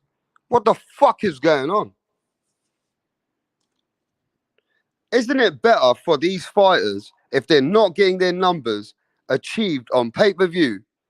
Isn't it better just to let them fight a few fights on free TV to get the exposure, to get more millions of people to watch the fight and then get a bigger fight and sell it on pay-per-view?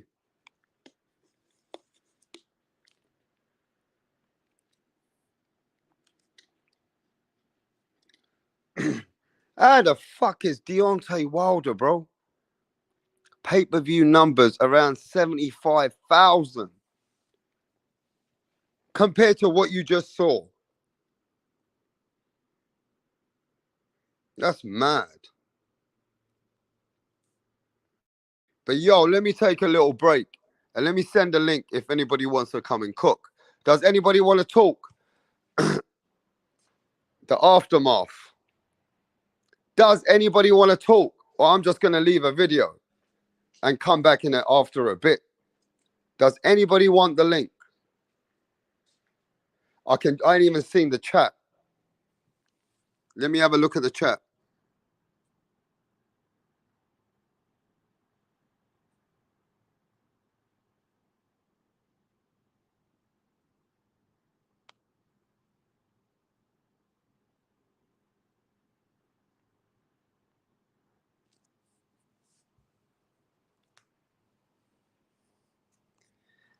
Anybody want to rebuttal with what was said? And, you know, it don't matter. This is open platform. This is why we're here. Did Rick Glazier say something that anybody don't agree with? We got to hear it. If you want it, let me know, and I'll send the link. Yo, is that you, Nanito? Is that you? Just let me know, and I'll send the link. And we keep it cooking. We'll have a bit of fun. Well, I'm just going to play 10 minutes of videos, and then I'll be back. All right. Shall I send the link, yeah? Hey, we want to hear it. Let's go. Let's do it.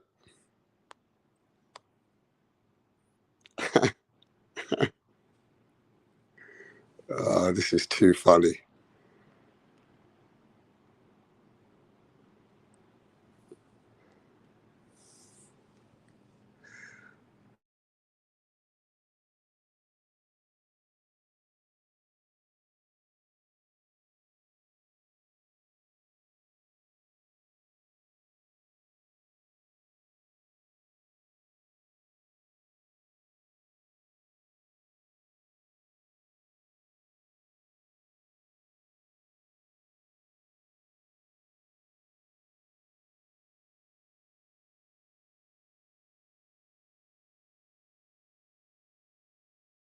What up? How are you? I'm great. Can we meet you? My name is Tunde Tupac, aka the Rap Killer, Tunde Tupac. the Rap Flexer, kill them all. Your Rappers. name, your name. Your name is Tunde Tunde. Tupac. Tunde Tupac. You can write the Rap Killer there. But Tunde is your It's name. okay. Yo, Punch. I'll let you cook while I'm just coming back, brother. I'm just going to get a drink together. What's happening? What's good, Rap Star? What's good? What's good? What's good? What's good? I hope you Good, enjoyed the good, live, good. bro. I hope you enjoyed the live. It was a bit of fun. Oh, I'm enjoying the live. I'm enjoying the chat. You hear me good? I can hear you now, bro. Yeah. All right.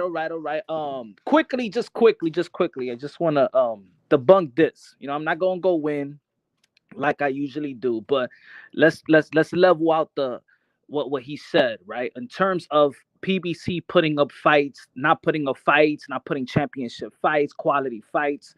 Just let me run through just several fights. You know what I'm saying? Charlo versus Rosario unification bout. Charlo versus Castaño undisputed. Ruiz versus AJ, and he said, "Oh, that's just four weeks." No. That's PBC signed Andy Ruiz after Top Rank let him go. So at the end of the day, Ruiz is a client of Al Heyman. He got him that fight, regardless if. And look, even if he sent the email to Eddie Hearn so he could fight Franklin, did Eddie Hearn listen to Rick? No. Okay, now we moving. Wilder versus Ortiz. Wilder versus Fury 3 times. Thurman versus Pac, Porter, Danielson Garcia. Spence versus Porter, Danielson Garcia, Ugas Thurman. And he was going to get Pac too. Canelo versus Plant undisputed. Fulton versus Figueroa unification bout. Pac versus Broner. Mikey versus Broner. Nonito Donaire versus Gaballo in the PBC platform. David Benavidez and Kalen Plant gonna be happening in March. Jamel Charlo and Tim Zhu could have happened this January 28th, but he broke his hand. What is he talking about that PBC don't put fights or championship fights or good quality fights? And if you look at the viewership, when even Thurman fought Josecito Lopez on Fox was the most viewed fight before Teofimo Lopez and Lomachenko that did 4.2 million.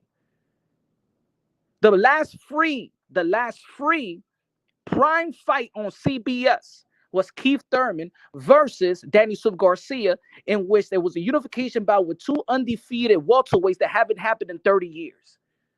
What is he talking about that Al Heyman, PBC don't put up fights? Now, does he want to debunk that? Yeah, I think that's just his views of saying that Al Heyman, he don't see much appreciation in his fights. And he says that the fights that, other than the fights, the big fights that happened, either Andy Ruiz had to fight that fight, or it was a fight that they cherry picked and it went wrong. And, you know, he had his views of that Al Heyman tries to keep all fights more in-house, and he's a toxic for boxing. Now, that was his views. Also, in conclusion, everybody's going to debunk all that anyway. Also, right? In conclusion, the thing is I don't got enough batteries. Also, in conclusion, right? He said that fighters and PBC, they dropped their belts. Well, did Josh Taylor drop his belt? He's with Top Rank. He said the inactivity. Well, Josh Taylor only fought one time. Anthony Joshua only fought one time. That's Matchroom Boxing. Top Rank fighter. Virgil Ortiz, Golden Boy fighters, and Virgil Ortiz only fought one time. A bunch of people only fought one time. And that's, in my opinion, that's a boxing issue. The inactivity is a today's boxing issue, not a PBC issue. It's not a PBC issue. This is a boxing issue.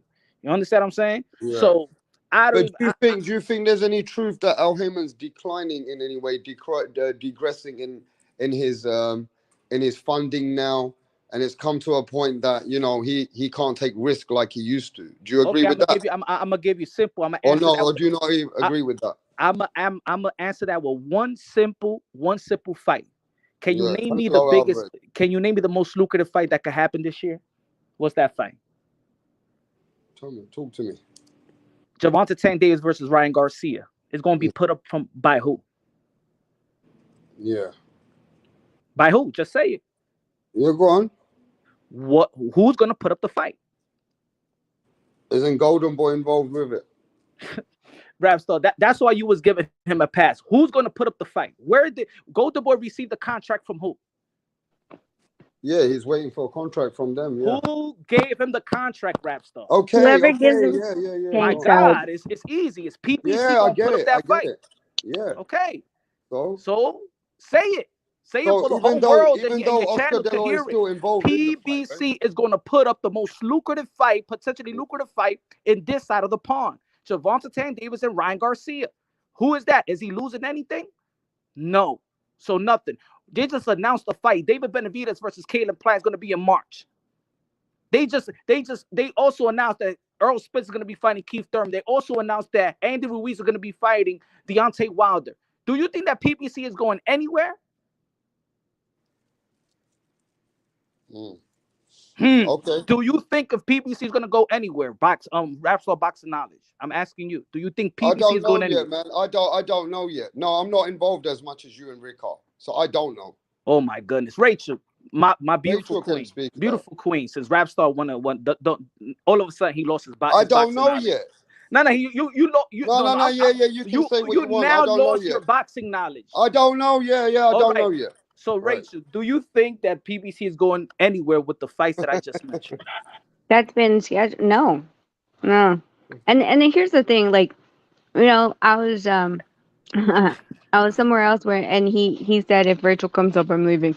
But in all honesty, like what I was trying to corner him is, you know, I was like, hey, you know what? I was like, you can't tell me that these reporters, like you're saying these numbers are from whoever, your LA lawyer in LA, that's telling you all these numbers and all this other stuff. First of all, if that is true that a lawyer from LA that is dealing with television network is leaking out the numbers, like you are just showing how dirty ass boxing is.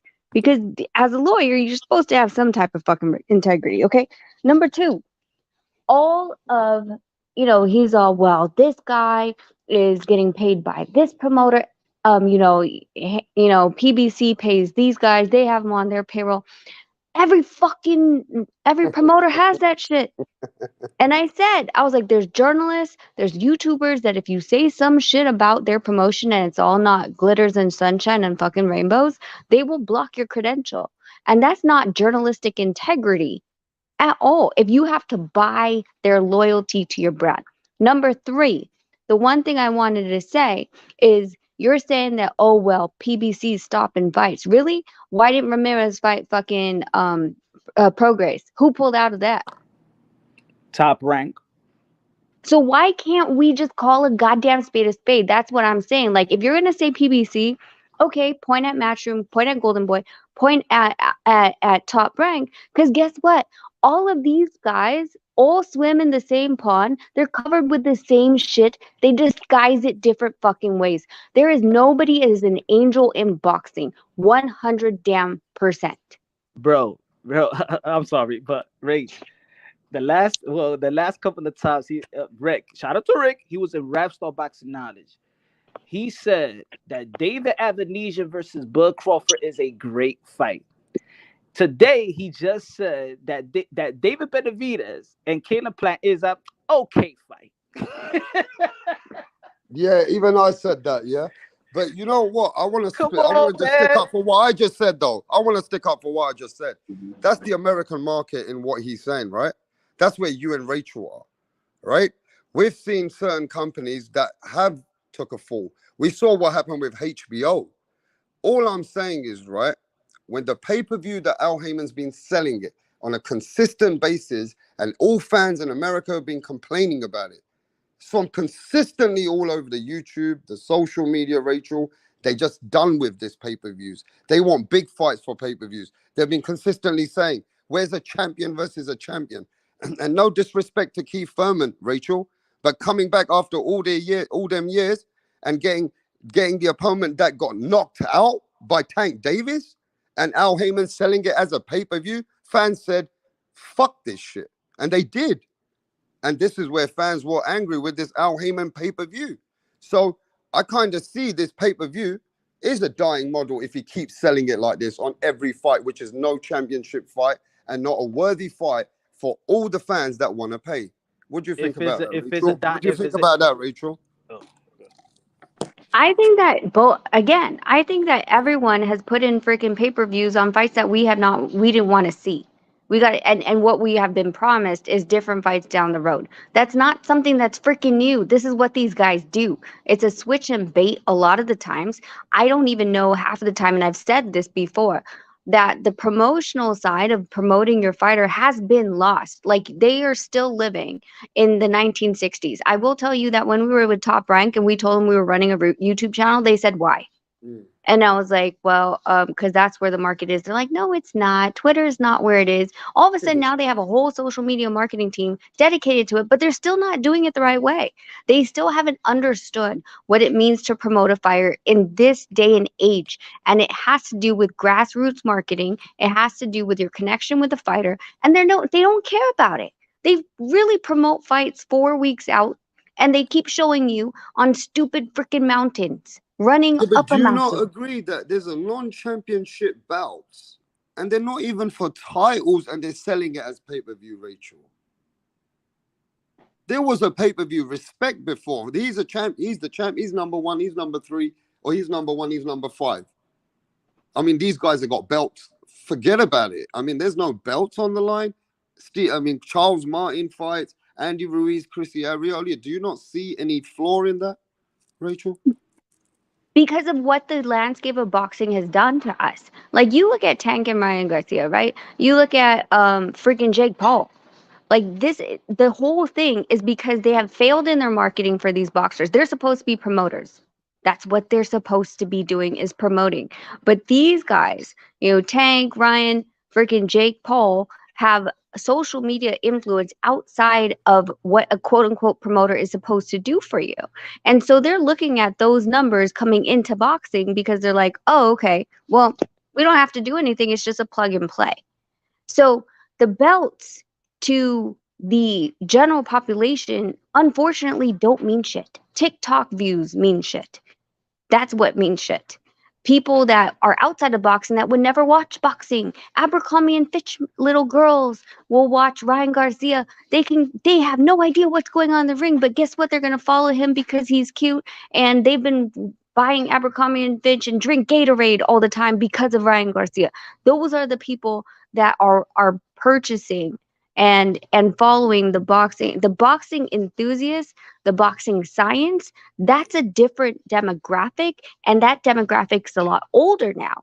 So that's what I'm saying, that it has to change. So when they say, they meaning the ones that have the social media presence, say, I don't want to, I don't care about the belts. You know why? It's because if they fight for a belt, first of all, they're going to be put into a position that they possibly will have to fight someone that they don't really want to fight, because now they're in a mandatory position. They're going to have to be told who they have to fight and when they have to fight. And these guys don't want to have to do that. They're changing how the game is played from what we knew 30 years ago. It's not the same game. And am I saying it's right? No, I'm not saying it's right. I'm from that generation that, the belts matter. But to these guys, it doesn't.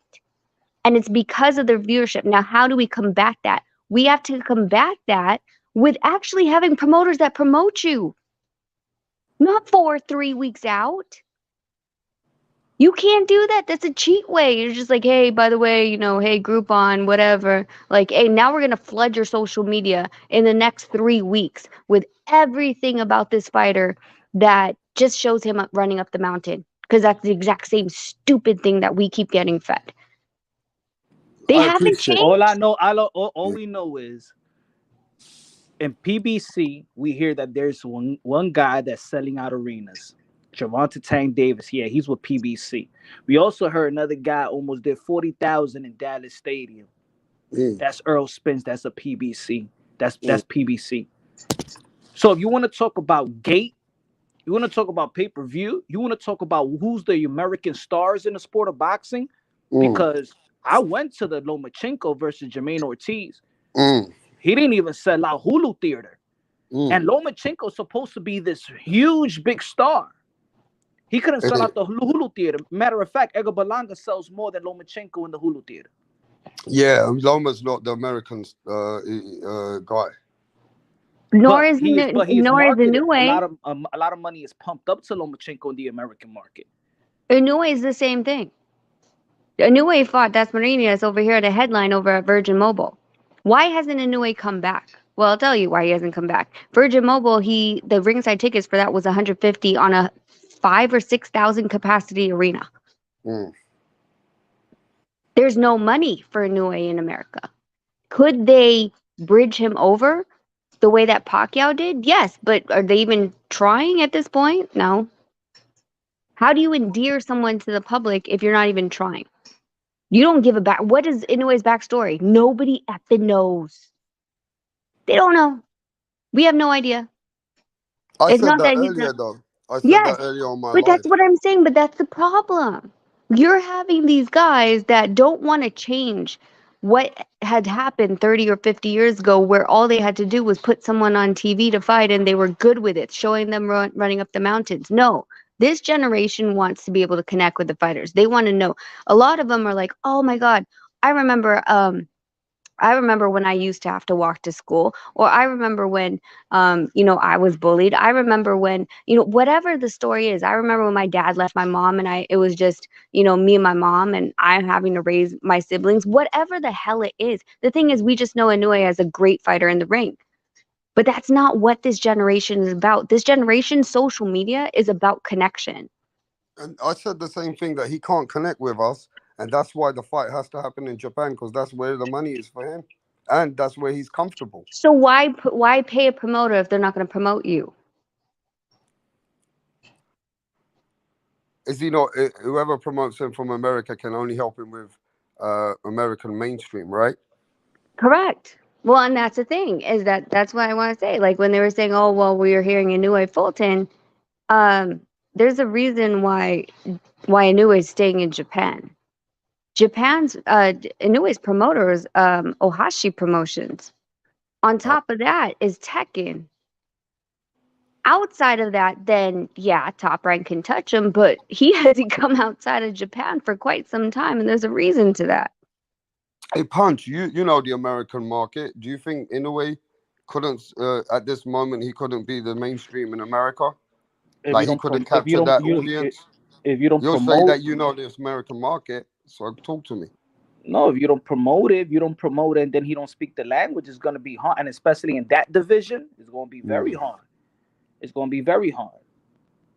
For so they got to do some work. Maybe these promoters don't want to do the work. They just want to get the network budget money, and that's it. Cover some money, put it in their pockets, pay these guys peanuts, and then the fans hate when they see other fighters get money, and that's why they hate the, oh, look at how Mikey Garcia living, look how Jamel Charlo living, look how this guy bought a farm, Earl Spence, look how Danny Swift Garcia living, and the fans get mad because these fighters get paid, but then who's paying them? And then you got these other fighters that y'all vouch for, like, shout out to Top Rank, but these guys ain't getting paid like that compared to the other side. Also, let me add this too.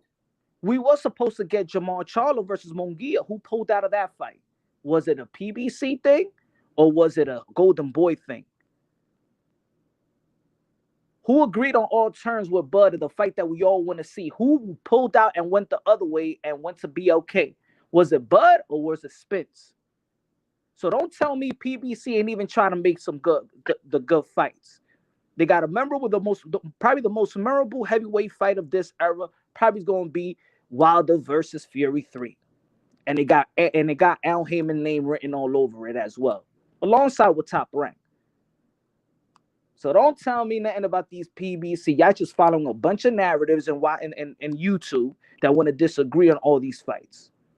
I want to ask Rachel Well, and that's what yourself. I'm saying, Punch. Like that's what I'm saying. Like it's like God, they want to, you know, like I said, everyone's in the same damn pond, and it's always PBC's fault. And like I'm reading the chats, I'm seeing, oh well, get Inoue the Fulton fight and he'll do the rest. Yeah, Inoue Fulton has nothing to do with Top Rank. All they'll have anything to do with is the TV rights in the U.S., but they have nothing to do with putting that match together, especially if it's in Japan. And who's That's advised? And who advises Fulton? Al Heyman. Oh, so you're telling me, Rachel, 2 fights that they announced today, it has Al Heyman written all over it? Damn. You want Al Heyman out of boxing? I don't know. What you think about okay? Rapstar? How about we take it? How about we take it back? How about we take it back just even a little bit? Nonito versus Inoue. Okay. We didn't talk to Top Rank at all. You just dealt with Richard Schaefer. Richard Schaefer, Mr. Honda. That's it.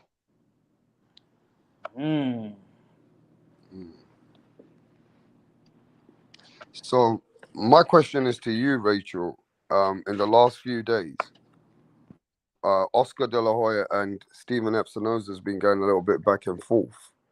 In the business of boxing, Steven Epinoza says Oscar don't need the contract now, but then Oscar explains why he got the contract now and why a big magnitude fight like this, a contract needs to be in place for me so that I can start preparing my fighter. I don't want any ifs or buts, and I'm not waiting for it. It's the only right way for big fights, and he knows that. Who's telling the truth here? Okay, so he's saying that Steven Espinoza says he needs the contract, and Rick saying he doesn't? No. Which way? Steven Epinoza said Oscar De La Hoya requested his contract by the day that he needed it, which was Friday, right? Which they told him he'll be getting. He never received it, so he said if he don't get this contract by Monday, he's moving on because it was supposed to be with him. So Steven Epinoza says Oscar's getting cold feet. He don't need that contract right now. Fights can get signed in the last week of the fight. Let him just carry on moving on in the fight. Then Oscar gets the contract. When he gets it, he says, the reason why I want this contract is a fight of this magnitude. I need this contract now. It doesn't work later. And Steven Epinoza is talking shit because a fight of this big magnitude, that contract has to be in place with me so I can move forward for my client, Ryan Garcia. So you're talking about a streaming a network, Showtime, versus a promoter. Okay. And I'm going to assume that Steven Espinoza is going to put the guarantee in place and whatever, the splits are as far as he's concerned. And I'm going to assume also that TGB is going to be the promotion involved. When it comes to that, have I seen promoters give it like the freaking week of? Yes. Have I seen that happen when it comes to something this big? No, but it wouldn't come from Steven. The offer will come from Steven going through TGB, who's going to be putting on the promotion and then sent over to Golden Boy because of the fact that, yes, you don't want to be arguing freaking fight week with, things that are unsolved and that are not going to be solvable the week of. And so it's from a different standpoint. I understand what Steven's saying because he doesn't have to have these fighters signed down to anything for as far as the promotion wise, but for him with this type of fight and giving Golden Boy their opportunity to either to look over the quote unquote devil in the details that Golden Boy is saying. As a promoter, I understand what Golden Boy is saying. So that's the thing with Steven saying that he's going to send over the contract is I don't feel like that's the right way. It's like HBO said, no, HBO would talk to Top Rank. Top Rank would send over the promotional fight contract. And then there is also what Rick was saying was the bout contract, which is from the state. Yeah, you don't sign that till the week of, but that's not what the is detail. that contract? Can you please explain in detail? There's another contract that's signed in the week of the fight. What is that particular part of the contract? It's a state commission contract. It basically lines out like the very easiest details of how much the fighters are getting paid and refers back to the bout agreement that the promotioner holds. So it's like their copy without having all like the freaking 8 pages of a bout agreement. It's like 1 or 2 pages at the most that says how much the fighter's making, and who they're fighting at what limit. So as far as the commission goes, they don't care how many fights you're getting out or how many people, how many hotel rooms you need or how many tickets. They don't care about that. They just want to know this is what is reported as their guaranteed purse. This is the weight and this is the opponent and this is the date. And so when it comes to the fight, they're expecting to see that purse that you listed on that state bout contract to be transferred over by, financial instruments to the fighter after minus any deductions, and stipulate also the weight that was agreed upon. So then you can't have that stuff like, when Tommy Fury and whoever, the other guy that he was fighting, when they were saying, well, if this guy's weight said one thing and this guy's weight said another thing on their bout contracts. No, those guys would have to both sign state commission agreements that both say the state contract so they can hold both sides accountable if one says a different weight. Put it this way, Rage. I have an experience that we had to sign that and let like 15 minutes before the fight. No, not 15 minutes before. No. No. I'm saying in my experience, 15 minutes before the fight. Hands wrapped. You've signed about it? to put up the glove. Not me, but the fighter. I mean, I wouldn't. I mean, anything. I've had guys sign bout contract. Not I have, but I've seen guys sign bout contracts. Pretty much stepping off the scale. I've seen it during the final presser. I've seen them signing things before they put on gloves, like you're talking about. But it wasn't my position to ask them what they were signing. I know Muhammad Ali acts are signed right before they put on their damn gloves. But I mean, besides, it doesn't surprise me at all. And that's why I'm saying, like, I don't know why we can't collectively, and I say collectively, even with Rick, just say that boxing is a dirty ass sport. Why can't we get everyone to clean up? There is no damn angel. No one's an angel. So why we keep pointing at a devil? If there's a devil, where's the angel? There's no freaking angel in this game. And yet he's always glorifying affiliation. It's just affiliation. Think about it. Look, it's like Rick. Rick, you've been in the business for quite some time. You work with a lot of people. Cool. Now you know you in the New York City State Boxing Hall of Fame, so nobody could take that away from you. But vouching for Don King and then shitting on Al Heyman, doesn't that sound kind of like, really? The Don King, $8,000 weak towels. Don Like we King must is have all of forgot. this, but Al Heyman is this. Is Don King really still in the you know what I'm saying, the king of promoters now? Why is that? Come on. Yeah. No, his alliances, and that's the thing, like that the alliances are it's shown, right? Like he won't talk bad about certain people. Like listen, Rap, I asked him, I'm like, so you're telling me that Don Majeski doesn't know that he can't just elevate that guy? And he's like, well, he was trying. And I'm like, so it was stupid, or you're not? He's not going to speak against Top Rank. And for me, like, I'm like, can't you just call a spade and be like, yeah, no, I didn't agree with that. They did it wrong. He's not going to do that. He won't. Like if you asked him about Ramirez, and he'd be like, oh well, PBC stops fights. Well, didn't you stop Ramirez from fighting freaking Prograis? So we also learned, right, that even if you're mandated, your promotional company could pull you from that fight. We saw it with Isaac Cruz and Shakur Stevenson, right? Isaac Cruz people don't want that fight. All right, they're not mandated. Jose Ramirez don't want that fight, right? What about when it was Sergey Derevchenko versus Triple G? Who's Sergey Derevchenko representative who advises them? Also, Al Heyman. The fight went through. Jojo Diaz versus Gary Russell. Who advises Gary Russell? The fight went through. So even if you want to debunk, well, you can't say PBC put that. It was a mandatory. Yeah. But we all know that a mandatory don't grant you no fights. If the promoter want to pull you off, they pull you off. But at least Al Heyman let the fight let the fight happen. Yeah, still don't like PBC, guys, even with all these facts. I guess they you know what I'm saying, they choking on Rick Glazier's ass hair. Dang, you're having people eat salad. I would have at least gone to the front. But anyway, it like I said, like that's the whole thing. Is like why can't I know I'm asking a rhetorical question, but just freaking say it, that everyone is bad. Like everyone has their devil on their shoulder in this game. It's not a bad fucking thing to call a spade, but he won't. So that's my irritation with All right, him. Rachel, I got a question for you then, because this was going to be for my next live, but we might as well call it out for what it is now. I've got these statements and everything else that I've been watching, and sometimes I'm taking these little notes and stuff.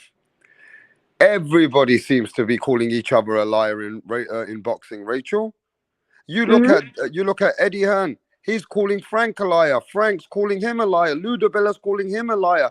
Top Rank's calling Eddie a liar sometimes. Then you got these guys coming at Al Heyman. Oscar De La Hoya saying Al Heyman's the biggest crook. So everybody's got something bad to say about each other, but they still do business, some of them. But it's not like, oh, we're all in a gentleman's sport.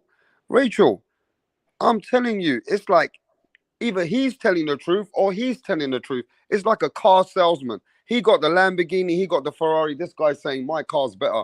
Fuck his car. His car's not as good as mine. I'm the number one. I got the real champion. He's saying, I got the champion. These guys are ducking me. There's always ways to try and show my product's better. Do you agree with this? Yes or no? Oh, 100%. I mean, like, we're in it right So they're now. all Rick Glaziers then, innit? As far as I'm concerned. Yeah, go on, Rachel. Yeah, no, I mean, You like, prove look my at the point. You prove look. my point, and I love it. All of them are like that. They push out narratives to make it seem like the other side's ducking, or they don't want to fight, and all this other BS. Like literally, I told you I was pissed in December because there was news reports that we're in negotiations with Maloney, and Nonito said it on a video, I don't know, yesterday maybe, that he was like, we have never started negotiations, so don't make it sound like I'm ducking and I'm not moving. I'm not relinquishing my spot. Why do we have to say that shit? Oh, well, because someone decided that they wanted to say that we're in fucking negotiations. And I even texted, I Instagram Jason. I go, I don't know. what bullshit they're telling you, but we have not started negotiations. And he said, well, that's what they told me, and I'm sure they'll reach out. It is 9:59 on January 18th, Wednesday. My phone still hasn't rang.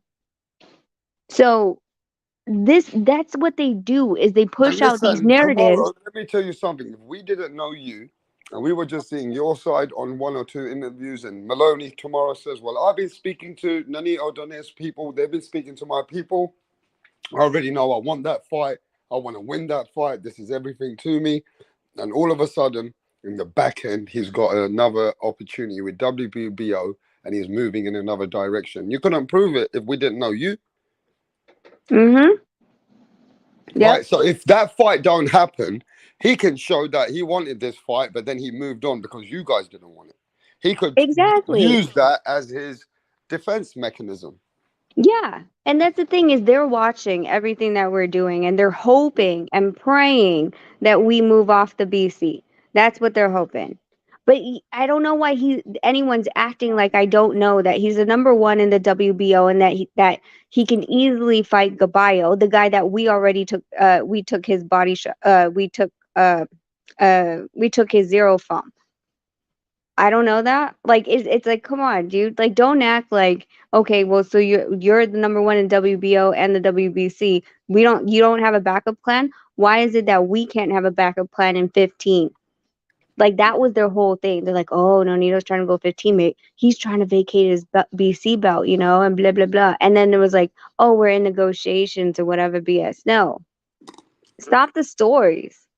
Yeah. We're very accessible now. So what do you expect to happen now? What is it that you're expecting from today, and what's happening with the movement in your direction? Who are you waiting for? What are you waiting for? I'm waiting for a freaking phone call. From who? Richard Schaefer?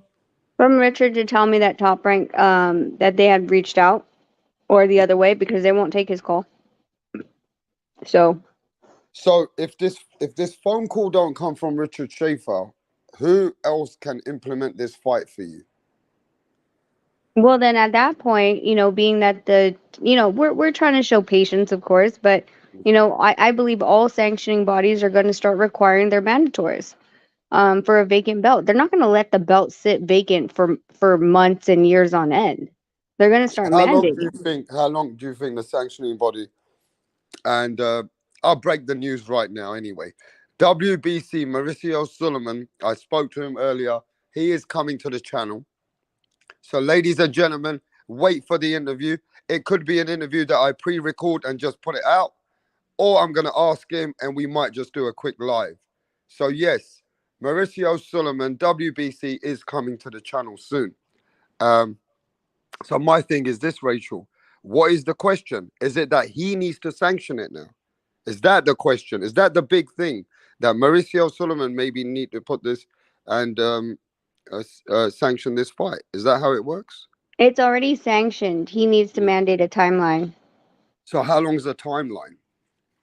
It depends on. Usually it's 30 days to negotiate. About 30, 45 days they give him. I mean, they were giving. I know I can't remember which sanctioning body it was that was giving.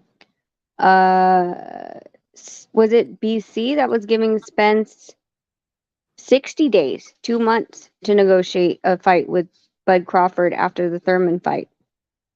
So, I mean, it's anywhere between 1 month to 2 months. It just depends on the sanctioning body. So I might as well ask Mauricio myself, what's the next moves and what is he expecting? Is he, he probably tell us the timeline anyway. Yeah. Yeah, they're not going to let the belt sit vacant while we just all sit here and like twiddle our fingers on who's going to pick up the phone or not. Right. I understand. And you can even understand the business of boxing is a bit of a crucial business. You are not their clients. You're not with Top Rank. They're not going to do you no favors. They're going to try their best to do as much favors for Jason Maloney.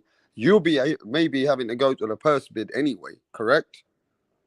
If Jason doesn't pick up to fight Gaballo at the WBO, yes. There's no negotiation. They don't get along with your people. Bob Arum doesn't speak to Richard Schaefer like that. So there ain't going to be a sit-down meeting, say, all right, let's make a good business deal, right? Correct. This business is going to be rough business. It's going to be, okay, we're not going to talk to them. Hell with it. If this fight's going on, we're taking it purse bid. They want some control in this fight. Do you agree? Oh yeah. Well, and that's why I'm saying, like, it's not like Top Rank doesn't ice out other players either. Like, everyone does it. It's a industry standard. Sometimes the fights will go through, and like, let's just say it's, Golden Boy, and PBC at this time. Okay, fine. But, you know, there are ones that they won't deal with, and this is one of them. And you call a spade a spade. Like, you can't say, oh well, that person they'll always accept the fight. No, every single one of them will turn down a fight or take a fight only if it's in their best interest. Every single one of them. So Maloney don't take the fight. Do you become number one and then you have to fight the number two behind you? How's it work? It's up to the WBC who it'll be in the top 5. That would be the number 2 behind us. Would be I can never pronounce his name, but he's a Rungvisai too. From the Rungvisai gym. So and then the thing is, you have Gabayo as number 5, I think. Emmanuel Rodriguez is somewhere in there, but he's number 1 in the IBF, so I expect him to go the IBF route. And then Jason Maloney's WBO number 1. Astrolabio is WBO number 2, IBF number 2. Caballo's number 4 in WBO.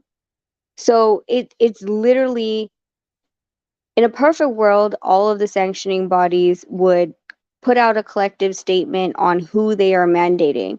And whoever is in the different ranking systems of the different bodies has to choose which one they're going to fight for within 7 days. And after that, the negotiations have to happen and end in 45 days or purse bid gets ordered. That would be the best situation.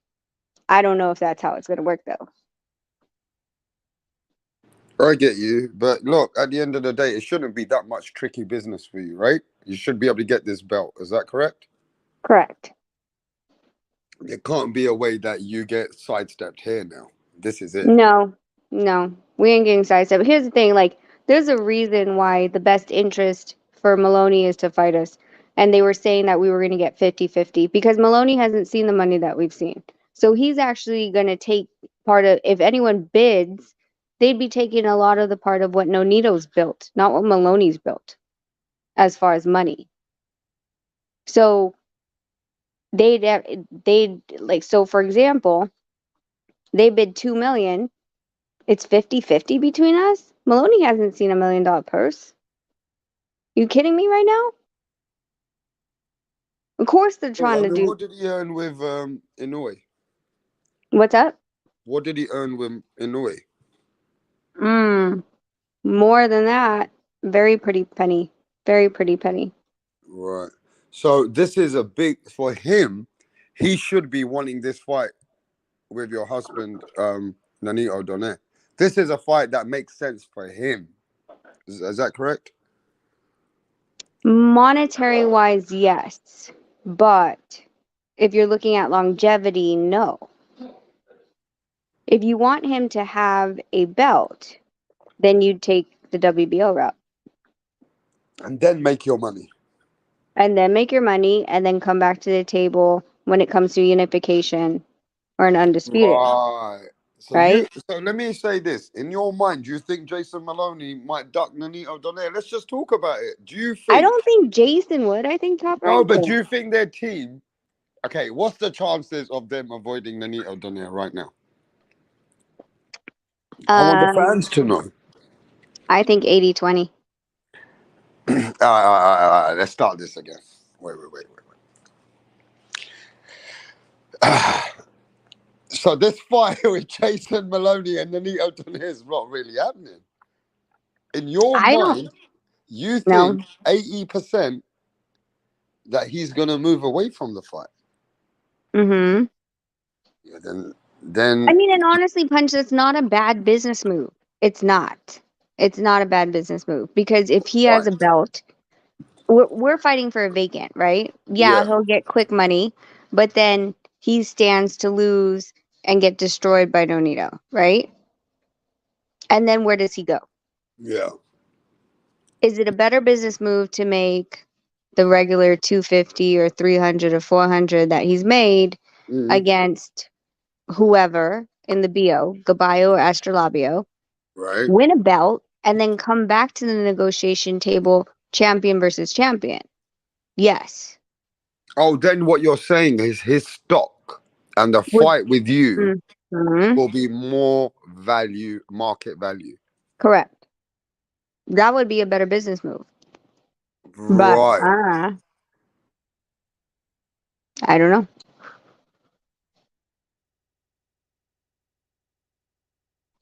So it's not about legacy sometimes. It's always about the right move.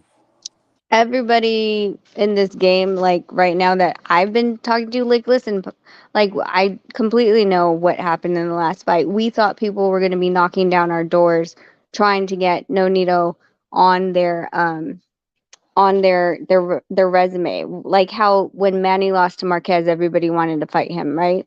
Um, but that didn't happen. Everyone's still running. So, I mean, there's a reason behind that, but I feel like they're still going to make their moves the way that they're going to make them, not because of legacy, but because of stacking their pockets before they meet him.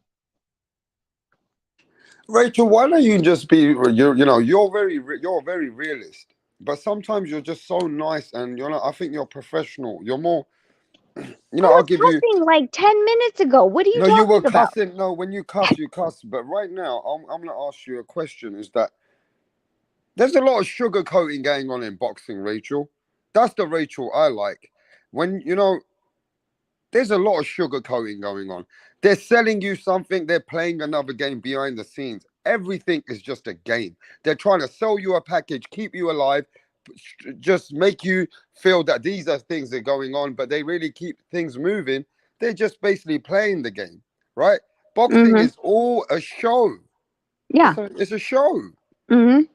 How do you feel about that? I think it's bullshit. That's why I told you I was pissed off when I heard that we were in negotiations, and I'm like, what, coach? I don't like one thing. Me and Nonito hate are liars, especially if you're gonna lie on our name. Go and lie and do whatever you want without us, but don't involve us because we're gonna tell you what the damn truth is. And the truth is, like, we have not gotten a phone call to start negotiations and have negotiations.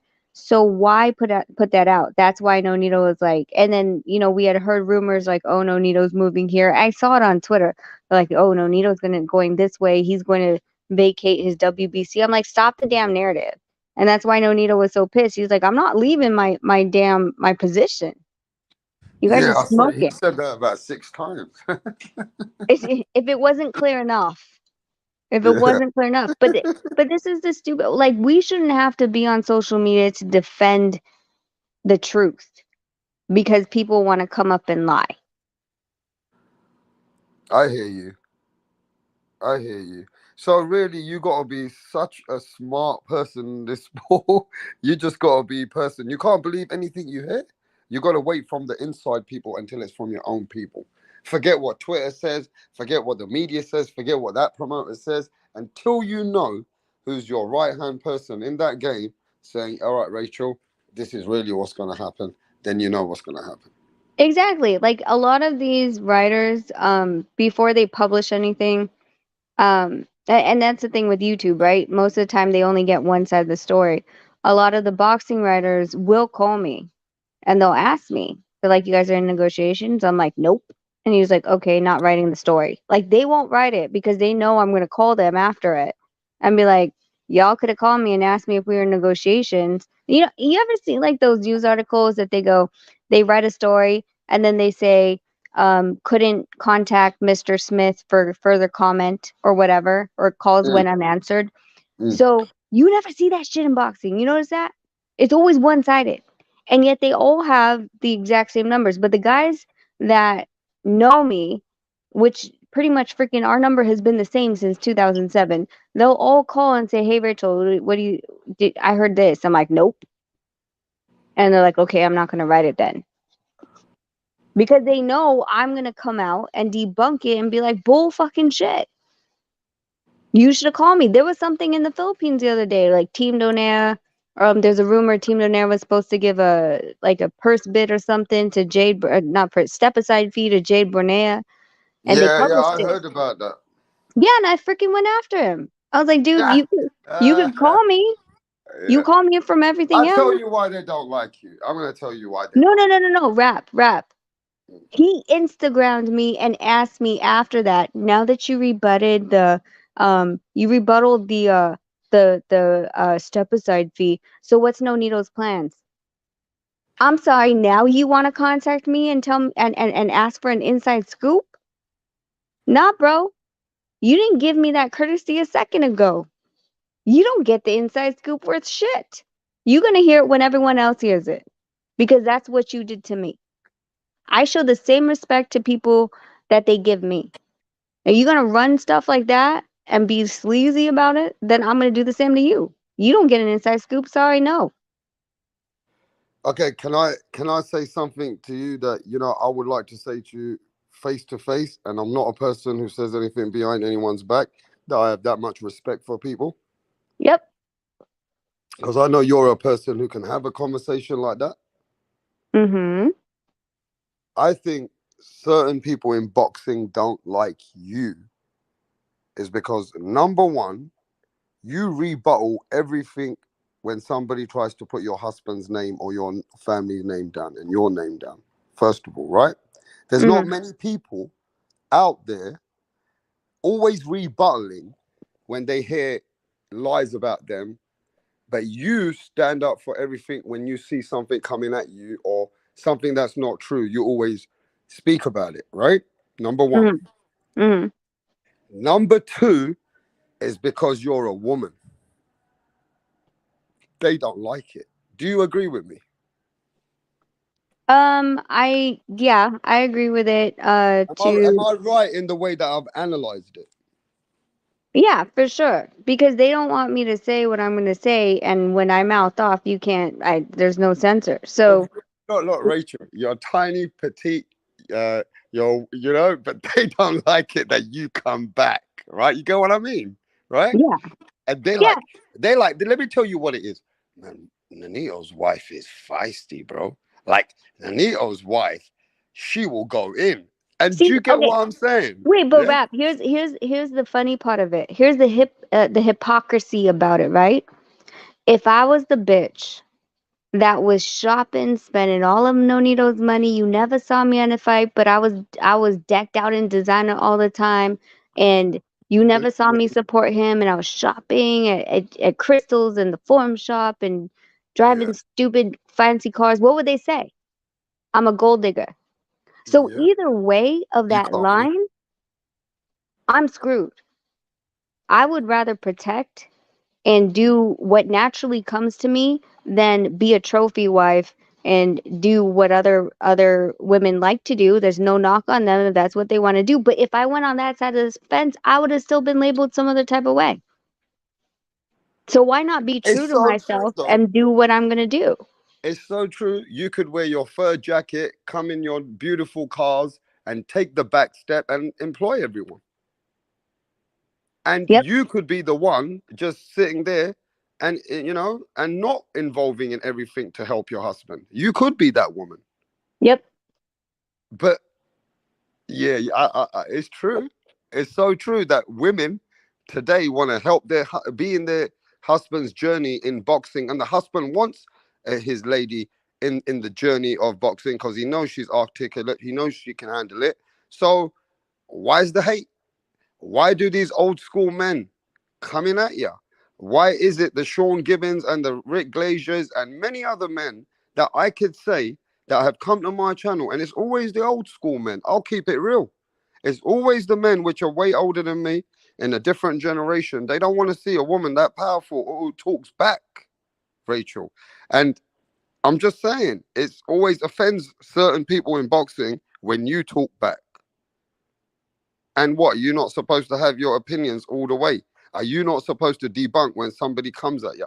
Then of course you're not going to respect them, and you will disrespect them as the same way they disrespect you. Yeah, that's pretty much it. I mean, you have it in a nutshell. I mean, this is the old boys club, and they don't like where it's You're going. in the I mean, boys club. Rachel, let's keep it real. You're in the boys club right now. You're in the boxing world. And I'm more of a man than a lot of these guys that are hiding behind their screens right now. what did you say? You're more of a I'm more of a man than a lot of the guys that are hiding behind a screen. Why? Like literally, like I had to. I have to like if for example, if Rick Glazier wanted to come up right now, you think I'm gonna leave?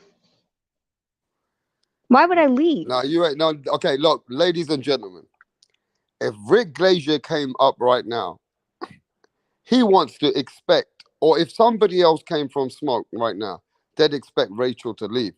Why should she leave? If somebody's got something to say, then she should be able to say what she's got to say. It's a very simple thing here. But Rachel, I gotta say it though. Wow, in this sport, yeah, being a woman is facing challenges, and I gotta give it to you. I kind of like what you do because it's a sport that I think even men have a hard time with. Forget a woman, and you don't get any support as much as you should do being a woman in a man's sport. I don't know what it is. I think there's some type of jealousy of the woman trying to take herself and very articulately in the sport to, have her say. She's gonna have her say. She is the manager of her husband, and she's gonna make sure it's right, whether you like it or not.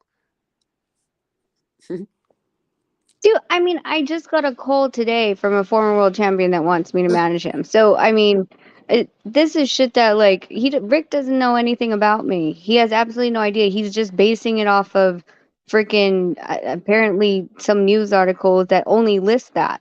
But I mean, at the same time, I shouldn't have to show you. I don't need to tell you, oh, I've been in boxing since, for 13 years now, and I was doing combat sports since I was 8, and it doesn't fucking matter. It doesn't. Whatever I do doesn't matter. It doesn't matter. What matters is the questions I'm posing, the solutions I'm trying to give, and how do we change the sport? I want to change the sport. I don't want to tear anyone down. I don't want to say Top Rank's doing this wrong, PBC's doing this wrong, Matchroom's doing this wrong. I want to know, how do we make this sport better? Pointing fingers isn't going to do shit. How do we do, we've talked about this before, Rap. How do we get a union together for boxing, or an oversight committee that looks over all the promoters and make sure that they have to come to the table? I think someone asked me, well, what do you think? I said, for me, if a promoter, let's just say Ramirez, and I like Ramirez is a friend of ours, okay? There's no hate in that. But if I was Ramirez's promoter and I turned down the fight, I would expect that the sanctioning bodies need to start fining and degrading the fighter that is turning down the fight based on money. I would expect that their ranking goes down, and the promoter that didn't want to come to the table and wants to use the political means gets fined a fee for holding up the ranking position and not playing nicely with others. But you do realize that sanctioning bodies have strictly their rule is not to be involved in the business of boxing. When I spoke to Mauricio, even behind the scenes, Rachel, he's not involved in the business. His main No, I involvement, understand that, but now his you just held up involvement the is division. You just Regis Progress versus Ramirez. Why are we even? He's just gonna hold his spot until a purse comes along that feels good for him or for Top Rank. I honestly don't even know if it's Ramirez himself, because when he talked to Progress on that live, it didn't seem like it was his decision. It seemed like it was Top Rank's decision. Because remember, Ramirez has a contract with Top Rank. And if it goes to purse bid and Ramirez gets 35%, Top Rank would actually take a certain part of that percentage as their promotion if they do not win the purse bid. So his 35% will go down to, depending, 10 to 30% cut from the promoter on top of the 35% that he's already taking. But let's keep So it that's real why I though. always ask. I mean, most fighters who don't take the fight, they do get D-ranked. They go down in rankings. Yes, that hurts the fighter, but you also need to hurt the promoter. Now, I understand, but look, I get it, right? Because they're not in the business, they don't have any clause for the promoters or anything. But they can only deal with what's their clients, which are the fighters. So in their eyes, they're kind of right too, though, innit? They're not involved in the business. So who should be overlooking it all? What about that question? That's what I'm saying. We need like a world order, but I mean, Yeah, you can't put it on the sanctioning body when that's not their model. That's not what they correct. But do. that's what that's why I said we're gonna need a world order. But gee, who's gonna put that together? And how is that oversight gonna be put in? Because it can't Well, just be a U.S. It'd have to include Matchroom. It'd have to include the promoters from Mexico, Argentina, all the promoters worldwide. You'd have to, and that's a world order. How do you even you rule the world? I guess. and at that point, it ain't gonna happen because you already know other people have probably tried or maybe realized this ain't gonna work. And also, if somebody does try to go against the grain, they'll try and find a way to shut down your voice. You know, it's a way where they just make it harder for you to even change the rules and regulations, right? Right now, Yeah. we know boxing's already at the zone of this is how they make their money. You got to have gaps. Every business has ways of doing business. Nothing's perfect, and it just means who's at the top's gonna win. And sometimes it does mean who you know and not what you know, because if you don't have the right people working with you, Rachel, you're not going to get the right opportunities even sometimes. So you do need to be able to be around the right people, and it might sometimes takes a bit to get there, but you know it is what it is. Everybody's got their own crew. I call it a crew. Eddie Hearn's got his crew. Richard Schaefer's Mm. got his people he works with, and Bob Arum's got his people that he works with, and we know Lou DiBella's got people he works with. Al Heyman advises certain people. He's not a promoter, but he's an advisor, and he works with the influence of his own promoters that he likes to use, TGB, Samson, and so forth. We know Frank Warren works with a certain amount of people. Everybody's got their own way of working with their own clients, and it's about what's the best can I Mm-hmm. do for him? How much money can we make together? And yes, legacy will come in between because the money will be there. At that point, people have to fight. But I'm just feeling after Errol Spence, Terence Crawford, I had a live yesterday. I don't know if you saw a little bit of it. Did you? Yeah, I pop in and out. Yeah, it's a shame for us at this side of the world in England. And I just said it to all my American brothers and sisters that it's a big shame what Crawford and Errol Spence has shown the boxing world, that it's a Twitter war. It's all about money.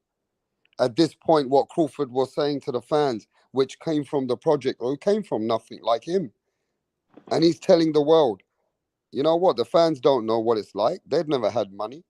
This is I got the right money. They weren't making the right deal with me at the time. So I've took that money. If they want to hate on that, fuck them. They've never had any money. This is the kind of people we're listening to in the sport. And now we're not seeing legacy. We're just blatantly being told in our face. The best fight in America is a big letdown. And it's an embarrassment sometimes if you think about it. But that's what they're teaching the fighters today.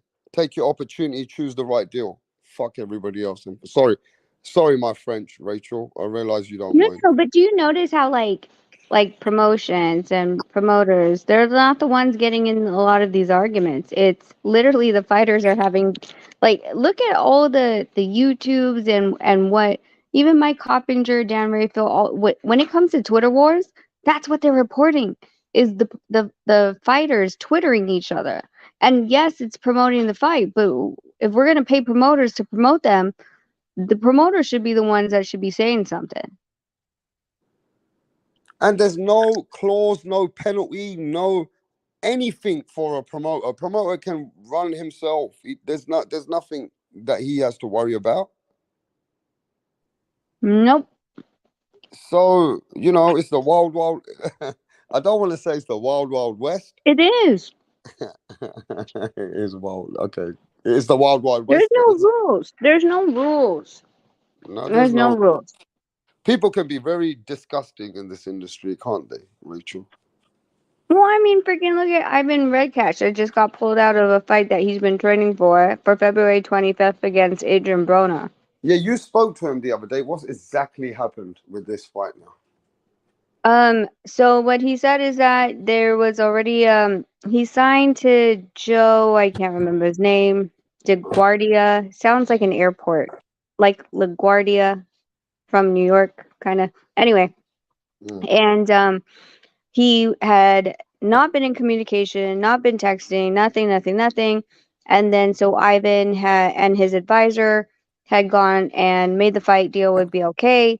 And apparently he said Joe had inserted himself within the past 2 weeks. And what he said was that he got a new fight contract that didn't have BLK Prime on it and had Star Boxing, which I believe Joe owns, like that's his promotional company. Right. And that was his bout contract, and the numbers had changed, et cetera, et cetera. Listen, this shit happens in boxing a lot.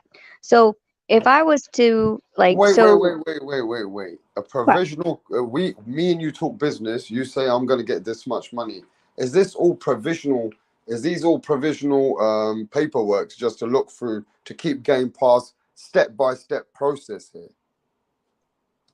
How do you start about contract? How did they get Ivan Redkic into the negotiation to admit to do the fight in the first place?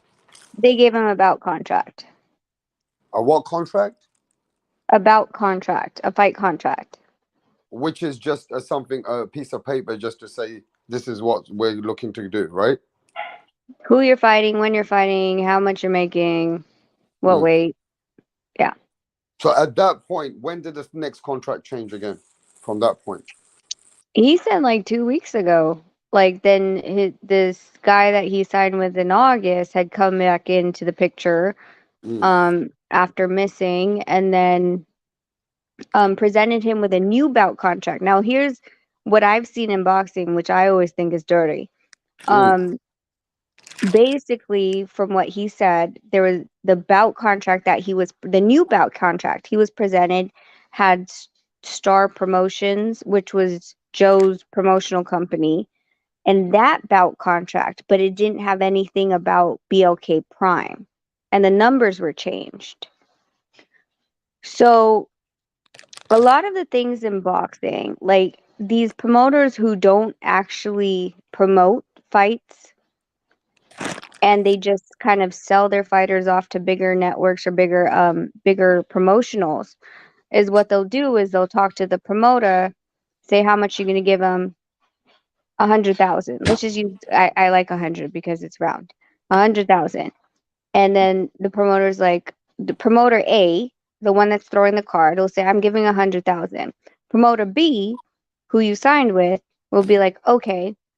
And then so they write like up a contract that he's going to provide this fighter to you for 100,000.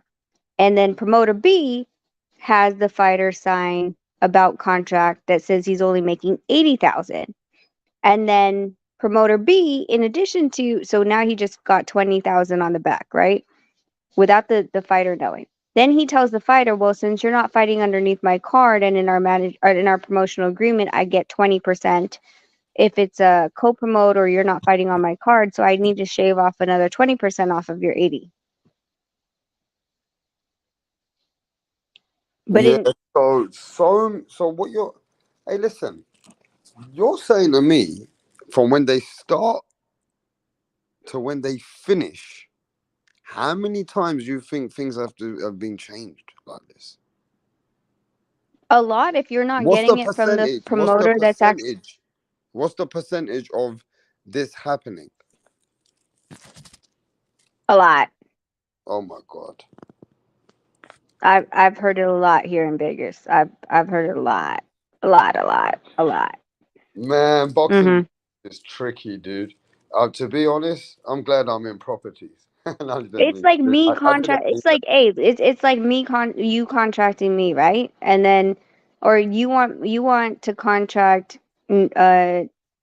Nonito, and I'm like, all right, give me the contract, and you're like $1 million, and then I'm like, yeah, okay, and then I go to Nonito, I go, hey, they're offering you 5 mil, 500,000, and O'Neill's like, okay, cool, yeah, I'm making 500,000, but I just pocketed 500,000, and then I go, yeah, but I need my fee back.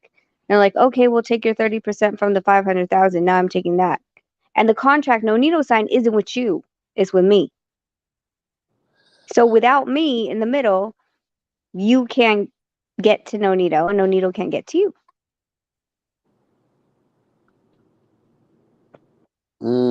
So for some people in the business, there's too many hands in the pot. Yeah. Oh yeah. Wow. Yep.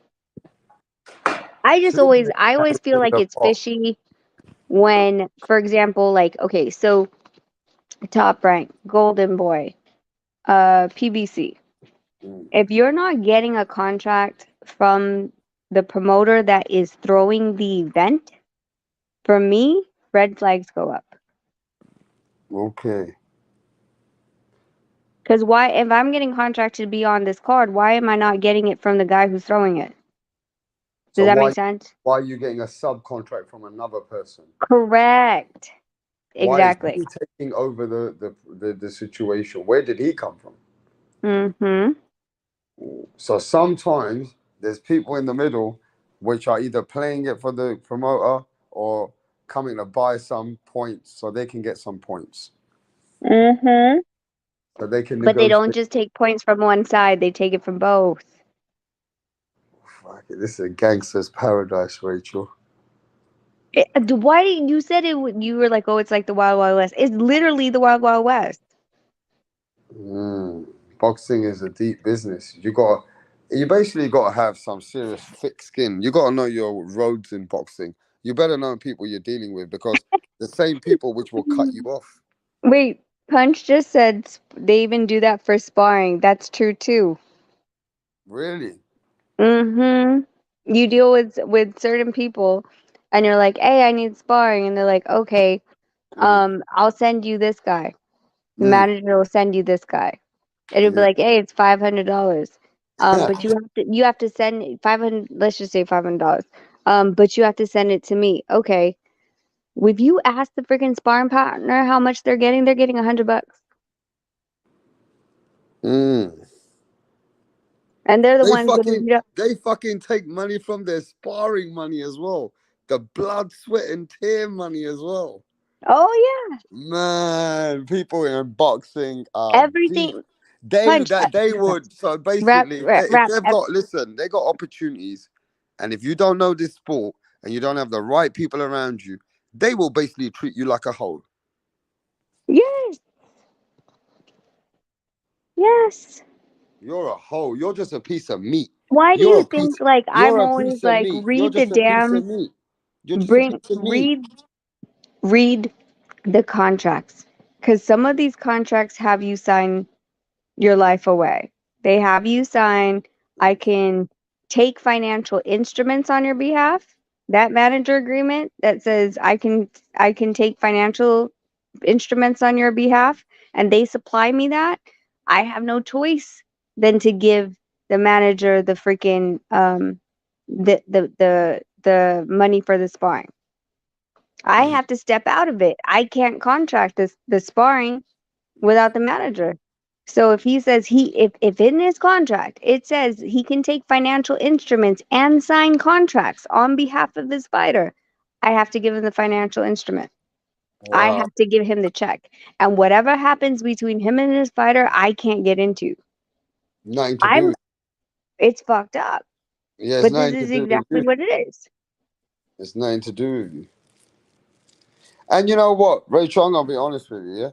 Yeah, some years ago, I used to be in the car industry, and when I teamed up with this guy, yeah, and the way that he was making more of his money on the cars is he was making people sign off their life for 22% loans on the Oh. car. Right? Mm-hmm. Listen to this. He was help.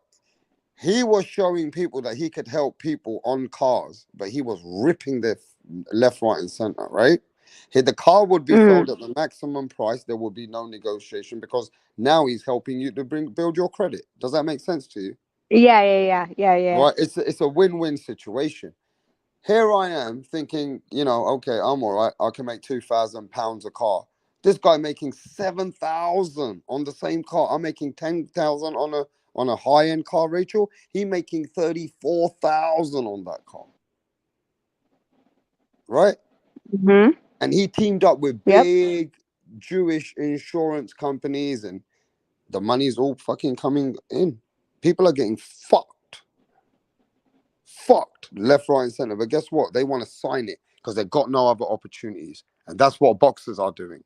When they first come, they got no opportunities. They have to sign it because they need Yeah. to start. They need to start somewhere. Does that make sense? Yeah. Until they've been realizing as they're growing in the sport that they're getting fucked, then they start to grow with the people who's trying to do better for them. And then they got to build their confidence that this is getting better. And then if they're smart enough, then they'll work it out. Some will never, some will. And maybe that's why a lot of people don't like you around Nanito, because you're like his bodyguard. You're not allowing all this dumb shit to happen. Little things here and there go wrong. And maybe that's part of being a manager, right? Mm-hmm. Yeah. So, It's literally like what you're saying is exactly right. And they were just salivating for the moment that you miss a payment or default on a payment, and so they can repo the car, take more and oh money, yeah, I right? forgot to tell you that, Rachel. Oh my Yeah, God, yo, you yeah. reminded me. He even employed two fucking 6 foot crazy motherfuckers who would go back and get the car. Mm-hmm. If you didn't pay, they'll get that car and resell it again. Exactly. That's exactly what the game that we play. That's literally all it is. And that's why I think Oh it's man, funny and when boxing they're like, is a dirty world. mm-hmm. Boxing is a dirty sport, man. Fuck. Is that why fighters become very shrewd after a while? They don't trust no one. Yeah. Yeah. They don't trust people, do they? Mm-mm. No. And we honestly don't either. Like, you don't see a lot of boxers around us because not a lot of boxers trust other boxers. And then, you know, it's the same thing. Like, I know which reporters I'm not going to talk to. I know the ones that will try to sugar me up and then will spin a narrative. I know ones that will only reach out to me when it's on their best interest too. So, I give people all a chance, but once people show me their ass, like, I'm like, dude, I don't need you. What are you gonna do? Write an article? I can write an article. Or what are you gonna do that I can't do on our social media and say on our YouTube? You're getting paid. That's what pisses me off about journalists that are like they're paid in one direction. Dude, like, you understand, like, the journalistic, like, the writing, it's a dying sport as well. Mm. I can write a tweet faster than you can write an article.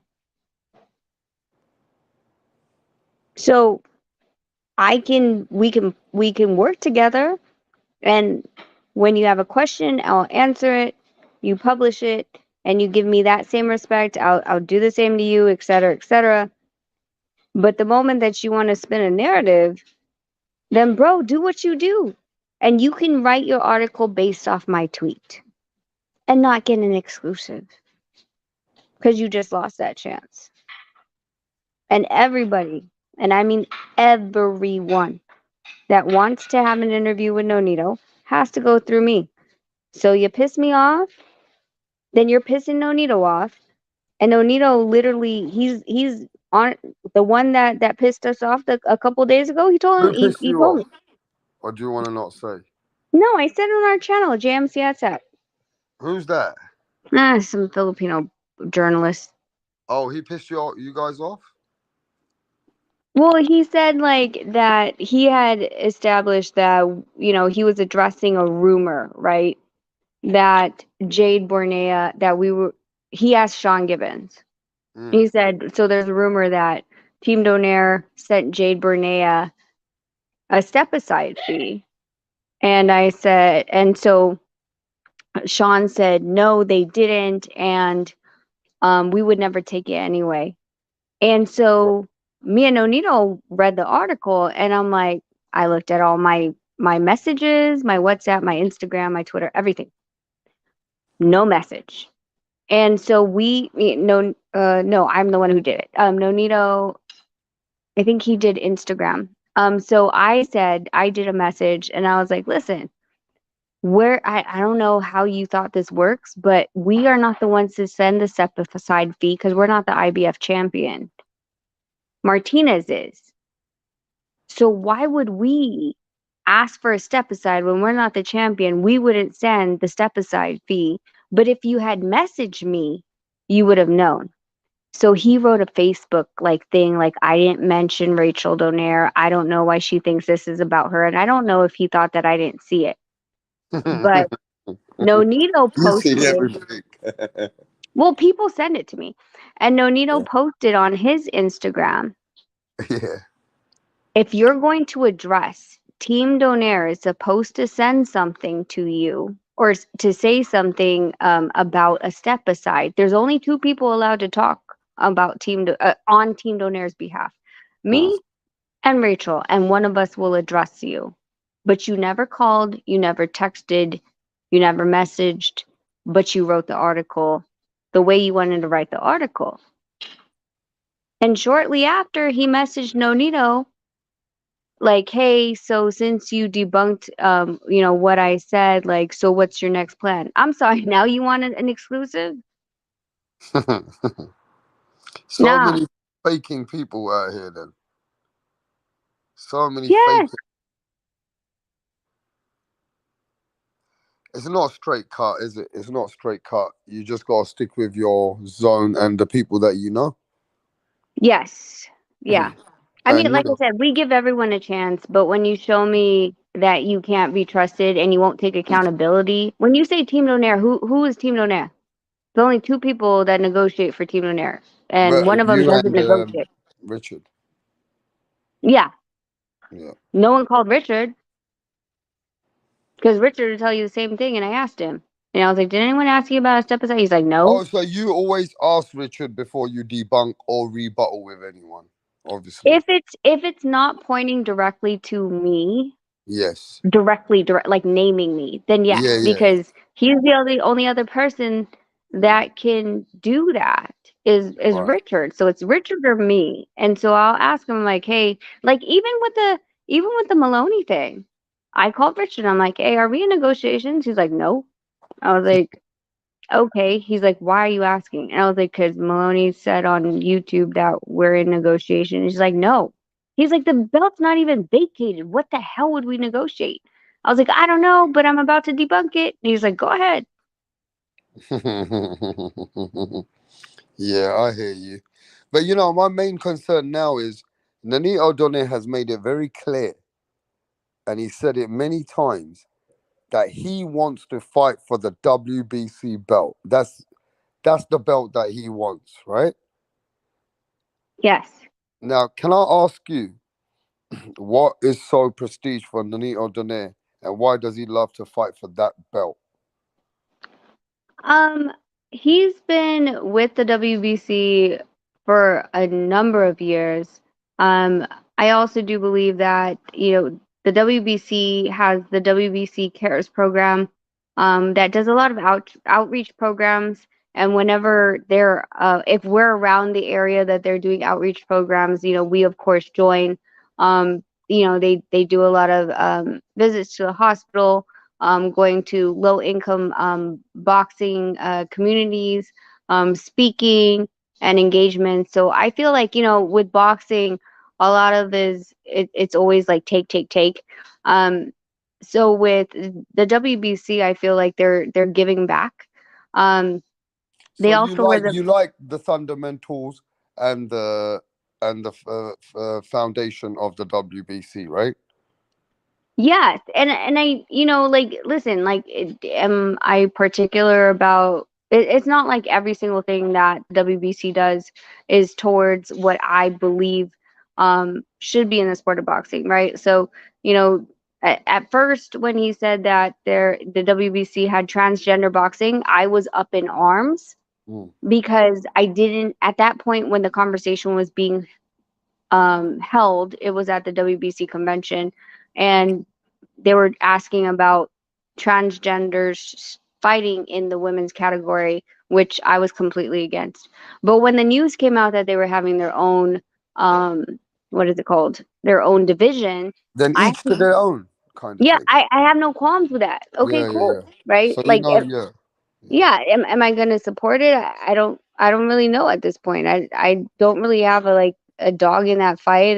If there's a good fight, I'm going to watch a good fight. Like, for me, it doesn't really matter. But I wasn't keen on transgenders fighting in a women's category or transgenders even fighting in a men's category. I think either is a dangerous position, but it never came to that. Um but they're very big in, like, they're women's boxing. um Again, do I also agree with some of the things about the 2 minute 3 minute rounds? No. The fact that I can support something and still say that there are things that I don't agree with, for me, is just me being human, like me being blindsided and saying, oh, I support everything they do. I But think not is everybody's perfect. Not everybody's good. You know what I mean? exactly, and I think that that's just it's good for us to point out the things that we don't agree with. Saying anything that's like, "Oh, I have a blind allegiance." No, I'm not always going to agree with what they're doing, but that's their business. And what from the things that I've seen them do right, I can only applaud, right? The fights that they sanctioned at the convention, I was so excited to see. Um, even the Shakur Stevenson versus Isaac Cruz, I was excited to see. That fell upon the promoters and the fighters to fall apart, but them being willing to be able to sanction these fights is something that I was a huge fan of. Right, like, it was just so, like, Hey, look, look, hearing look, all these look. I'm fights. just gonna say this to the chat. You guys have got your opinions. Fuck that. I'm not supporting that. It's Rachel's opinion. I support Rachel. I support people. And listen, I understand you guys too, that you ain't supporting that. I'm with that too. But Rachel's, you know what I mean? She's like, look, everybody's for themselves, guys. Right? So everybody's got their own opinions. Go on, Rachel. What is it about the transgenders? Yeah, you know what it is, Rachel. This YouTube culture, they are very against that. It is what it is, Well, Rachel. then just don't watch it. It's not a big Yeah, deal. Like, that's all it is. they don't look. Some people don't like that in the sport of boxing. They come from a different environment. Men are men, women are women, and it is what it is. But that's a different conversation. Oh no, that's a totally different conversation. Like I said, like, I just wanted to protect, transgenders coming into a women's sport, like the biological women. I wanted to make sure that everything that these women have done in the past 5 years doesn't get trampled by a man's brute strength or biological strength, right? So for me, it was about the safety of the So women. would you be all um right with a man who's born like a man, right? mhm. Are you listening? A man born like a man, right? And Okay. decides to be a woman Mhm. and fight a transgender. Yeah, they're fighting their own. So would you be all right with a transgender then fighting a man? No. Why not? Because Wait, that's is it okay? Wait. Is it transgender? Wait. Okay, well, you have to be specific. So is it a transgender? Wait. Hold on. okay. Is it a, you have Imagine to now, be just specific. imagine. No, wait. I'll take you here. I'll take you here right now, Rachel. Okay. Imagine if Devin Haney became Davina Haney. Okay. So Devin Haney becomes Davina Haney, and she looks like this, like Cardi B. And she Why wants does to go there, and he wants to become a she, and he wants to go beat up a transgender. That's okay, right? if they're both men that dress like women, then they're both on the same playing field.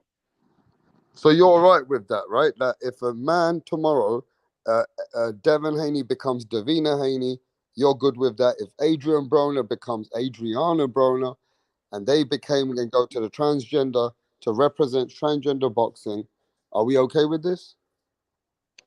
I feel like okay is like a weird statement. Am I fine with them staying in that category? Yes. Will I watch it? I can't say I will. But I'm happy that they're not crossing over into I don't want to see Davina in the women's boxing category. That was my whole like nope, this is the line I'm going to draw, right? And so that's why when WBC said, you know, Davina and Adriana can fight, okay, cool. If they want to fight, I have no qualms in it. I just don't want to see Davina or Adriana fighting Amanda Serrano or Katie Taylor. That's what I'm saying.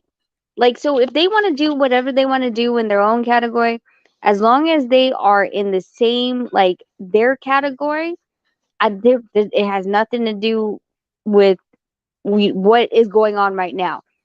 Women's boxing, Katie Taylor, Amanda Serrano, Clarissa Shields. Men's boxing, the regular Devin Haney, Adrian Broner, Bud Crawford, Spence. That separation, there's a third category in the middle, then let the third category do what they want in the middle. Doesn't matter to me. I just don't want the crossover between the delineations of these categories. All right, let's get Davina off of the channel. It doesn't look right. Yes, please get Davina off of my picture right now. No, but I mean, I get what you're saying, and I appreciate that, and I respect that. And most people were offended with that they didn't want a transgender fighting a woman, and even that was wrong in the ideal world. If a man was born like a man and decided to be a woman, they shouldn't be fighting a woman who was born like a woman. That is, you know, something which was more natural for us, right? So that didn't happen, and the WBC did not allow that to happen. Correct. So, you know, at this point, what you're saying is let's clean it up, that you're not in watching or supporting of it. You're just happy that it ain't something where they're biologically letting different sex fight a woman, like a man fight a woman. Yeah. Right. Yeah. I'm not saying I'm gonna watch it. I mean, that picture just really screwed me up. Thanks, Rap. Listen, if I want to see that, I could go to downtown Las Vegas. Davina Haney is I can funny, watch that in downtown Las Vegas, and it stinks. Now I'm gonna have that in my dreams. Downtown Las Vegas and watch shows like that. But I don't like that. That was just my whole thing. If they're gonna do their thing, you know, and nobody wants to watch it, then turn it off and don't watch it. Like I'm not. I can't even tell you right now that I'm going to watch it. I'm just happy that there's a delineation. Okay, so the big man Mauricio Sulaiman, if he's coming next, he could be coming anytime in the next some hours. And everybody watch out for the interview. Mauricio Sulaiman with Rapstar coming direct to you. What's the question that you would like to ask Mauricio, or you would like me to ask, should I say, if I have the interview with him? On your behalf. Is there a question that you might have? No, my question is when are we going to be mandated to start beginning negotiations and a timeline? And I just feel like I said, Rob, you know, I think you already know roughly the answers between 30 to 60 days max. It could be 70. Yeah, but they have to start the clock. The clock hasn't started, and I understand that Inoue just did it like pretty much 6 days ago. So, you know, everyone's trying to, you know, get their feet underneath them before they start mandating, but I mean, when's the clock going to start? The clock hasn't started yet. So I think if you really want to know the truth, the answer might be, well, I think the business, we must allow both teams to negotiate and to come to terms, and then we will be more than happy to see this fight. That's first, probably, I think he'll say. Like, he allows camps and camps to basically, start to get the ball rolling, correct? Yeah. So you haven't got no ball rolling. No ball.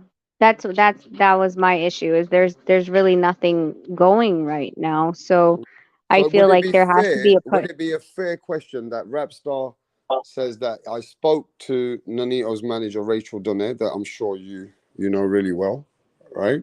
Mm-hmm. And she says there's been no negotiation or anything within her team or that team. So would you be able to tell me what would be the timeline for that fight for you? How would you then mandate it, correct?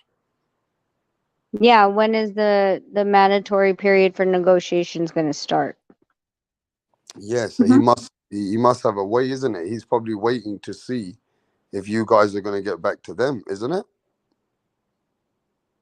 Um, yeah, I think both. I mean, at this point, I mean, there is we're not getting back to anyone. There's nothing that's been put on the table. There's no negotiations, nothing. So, once he says, okay, you guys have 30 days or 60 days, then people start calling once the clock starts ticking. You know what I'm saying?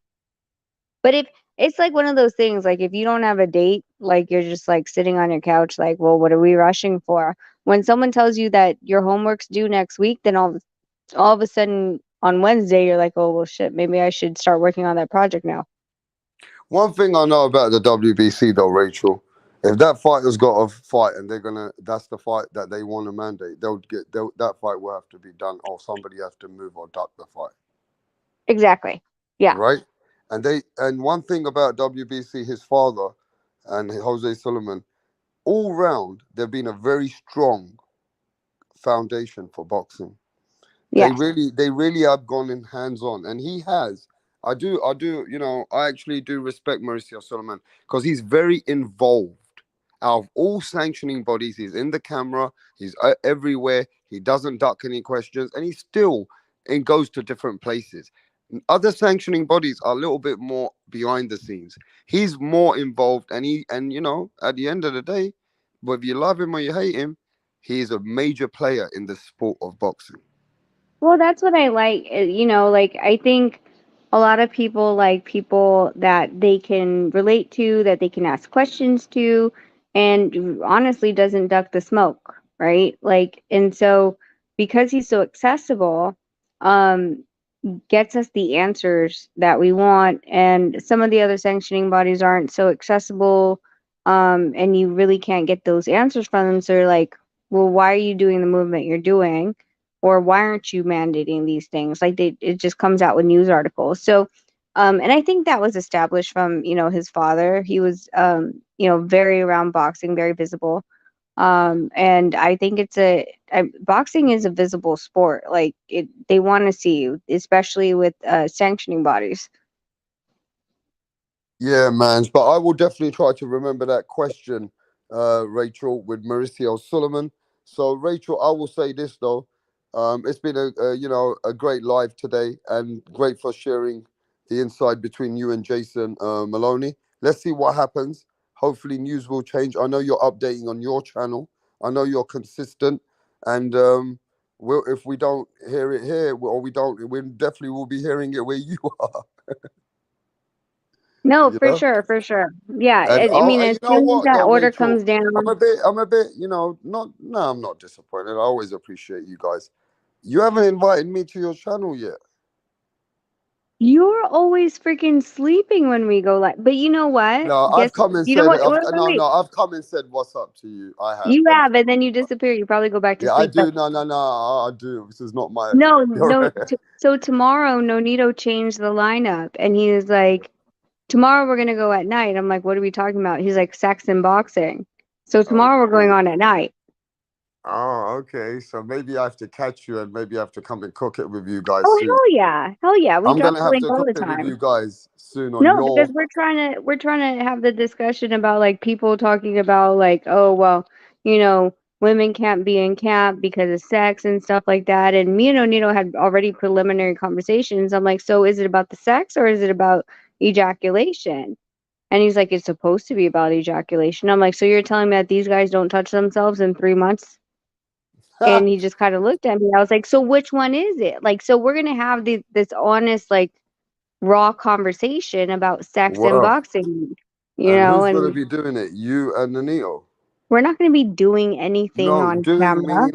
Oh, meaning like talking about it. yeah, no, You're so funny, you are. I'm not. You know, I'm not talking about stupid shit. I'm this is saying not an OnlyFans. you It's want to not. take me off target. I'm talking about who's going to be talking about this stuff. I mean, Onito. Doing it means you're doing the stream. Yes, we're both Okay, ladies doing and the gentlemen, stream. there is no physical format of this kind of a situation that you're going to see sparring in this attribute. No, So there no, is no doing that's any not our physical. OnlyFans. Right, this is a conversation, intellectual conversation about sex in boxing. Correct? Yes, yes, Okay. So you're correct. talking about sex in the lead up to boxing, and when somebody's having a fight, and how it how If it it does and doesn't affects affect a fighter, different mhm, peoples in different ways. Correct? correct. Yeah. Okay. Yep. So it's just the science behind it. Are you talking about? Science, also mental, like their mindset about what sex does, because a lot of old school boxing, the same as running 10 miles a day, like they're like, no, you're not supposed to have sex, and like what is ingrained to them and what they don't want to veer away from because of what they were taught. Um, it again, is it ejaculation or is it just sex, like actual physical sex? um all these things we're going to And cover. let me tell you a very intelligent point from my side if I don't make it on your life. Are you ready? See, you already giving me excuses why you ain't gotta show up tomorrow. No, I'm not going to make it. I'd love to come if you invite me. Send me the link by email then. Send me the link by email So then. we're totally All right. I'll okay. wait for You your can't email. come, but you can show up to the channel and go up to a panel. Yeah, okay. All right. Then you send me the link to my email and I'll turn up. But what I'm going to say is one of the things Yeah, I've okay. noticed, one of the things I've noticed as a man, when your mind is more into that sexual activity or that orgasm with the woman, right? When you're actually, Mm-hmm. and this is from a man's point of view. When I've, and this is straightforward, this is deep talk. When I've actually made love, at that time it takes a bit more out of me. But if I'm not mentally that involved with a woman and I just want to have sex and I just want to fuck her, now this is deep talk. Are you? Yeah. Then it hasn't took that much out of me. I gotta mentally know how. But if I know I'm feeling it more and I'm way more mentally involved with this orgasm with this woman, and it means a bit to me, there's a feeling there, then it kind of takes more out of me. Does that make sense? It totally makes sense. It totally makes Now sense. you get where But I'm like, coming so from, right? then yeah, but then you go over to like whenever warriors, like soldiers would leave for battle, right? Why would they always have sex, whether it was with a prostitute or with the person that their lover, before they left? And it was always because they didn't know if they were going to come back, right? Did it charge them to come back? Did it give them um the mindset, like, I need to come back? Not if it's a prostitute, but if it's your family, right, your lover, did that give them additional motivation to make it through? There's all these different mindsets of what sex is and what it does for different people and who you're with. So you like some people, like I said, like some, if you're just doing it with whoever, like, does that really make a difference? Or is it, like, boxing is a very dangerous sport. So if we were to assume, right, for example, the last fight with David Morrell, the guy fell into a coma, he came out of the coma, he'll probably never be the same again. And will probably never come back into boxing. 99.9% he's not coming back into boxing. But what if he didn't make it through? Was, like, the last time, like, was that the last time that he was going to be with the person that he loved? Because this is war. Yeah, but those are feelings and those are not facts. And feelings are not good into a boxing play when you're going into the challenge of boxing at that level. So I would say feelings is a weakness.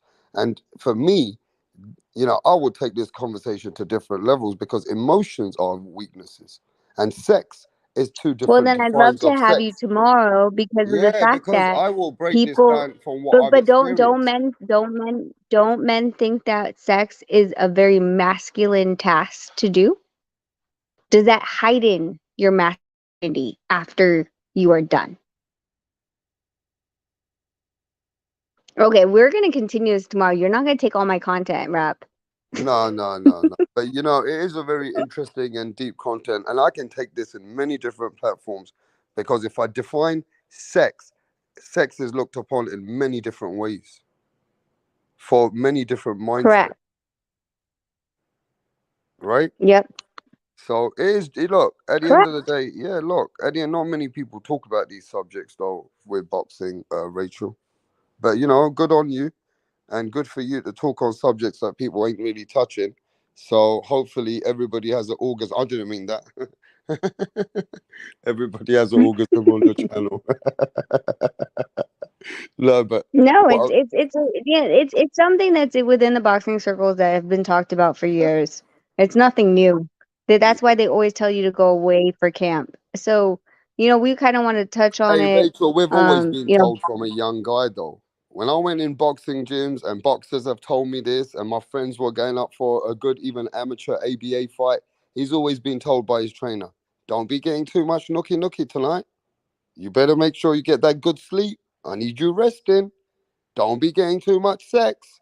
We've always been told, don't have too much sex before you go into the fight, especially if you're having a Okay, how much championship is fight. too much? See, now you're Yeah, but how even much is that's too much? no, but don't have sex, or even they say just don't have sex. They say don't have sex, but let me Yeah. tell you this, Rachel, before you go anywhere. And I hope who cares? I mean, I knew one of my exes. She used to get energy after sex. But not many She would go women are out for a like that. run. Not many women are like that. You get what I mean? That's why we're going to talk about See, every human being is the different. mental. Every human It being is different. is. And she It used to get is. energy It out of really is. after having. I used to be fucked tired. I was finished. My girl was already half tired, but now she got more energy. And she's only a small petite thing. What the fuck is going on there? She's the only girl that has more energy than any girls I've met in my life. It's literally mentality. I'm telling you out. And she It's used to say literally a to me, it mentality. just gives me energy. And I was like, huh? It was never a lie. And look, that means everybody's different. All right. But in that, Rachel, this conversation and this content is going on Rachel and Nanito Donaire's channel. So you guys better get to know if you're ready to talk about sex, Rachel's gonna break it down from the front to the back. I don't mean that, to the left, to the right. She's going to actually break it down like you've never heard it before. So Rachel, I can't Yeah, wait. no, hear Nonito's point of view. Yeah, for Oh sure. yeah, Nanito Donaire's gonna be talking it, and maybe you're gonna have a couple of people on the panel. Is that correct? Yeah. We'll Okay. invite other people up, you know, we'll ask other people like their experiences. Everyone's going to have a different experience, and this is what's going to be very interesting and fun, right? Yeah. So, Yeah. I Hey, mean, that's cool on you, man. At least you're touching on things that people, and it's always good to talk about people that what people think, and it's good to talk about those things, right? yeah, Excellent. preconceived notions, and I think Mythbusters did something on it too. So, you know, as far as scientific, so I'm gonna have to look that up before we go live. But yeah, I mean, it's gonna be a fun topic. That it's funny because they talk about it in the gyms, but they don't want to talk about it, right? So we're gonna talk about it. Why not talk about it? You tell them not to do it, so let's talk about it. Hey, Rachel, it's always a pleasure to have you on the channel. And let me tell you, get ready, Rachel. Hopefully, I'm getting Mauricio's interviews ASAP, so it could come anytime. All right. Perfect, please. Thank you so much. Chat. Bye, guys. Thanks, Rap. Yeah, everybody, give Rachel, you know what I mean, her flowers. She always comes over here, gives us a lot of respect. But always thanks to Rachel, to the chat, to the people, to everybody who comes and supports your boy Rap Star Boxing. And guys, don't forget it. Yeah? Are you guys ready for the next interview? Hit that like button on the way out then. If you're ready for the next interview, hit that like button on the way out, because trust me, I'm going to get busy soon. And you know, when I'm not going to be about as much, you're going to remember these live streams. But look, get ready for Mauricio Suleiman, WBC, exclusive interview coming to Rapstar Boxing.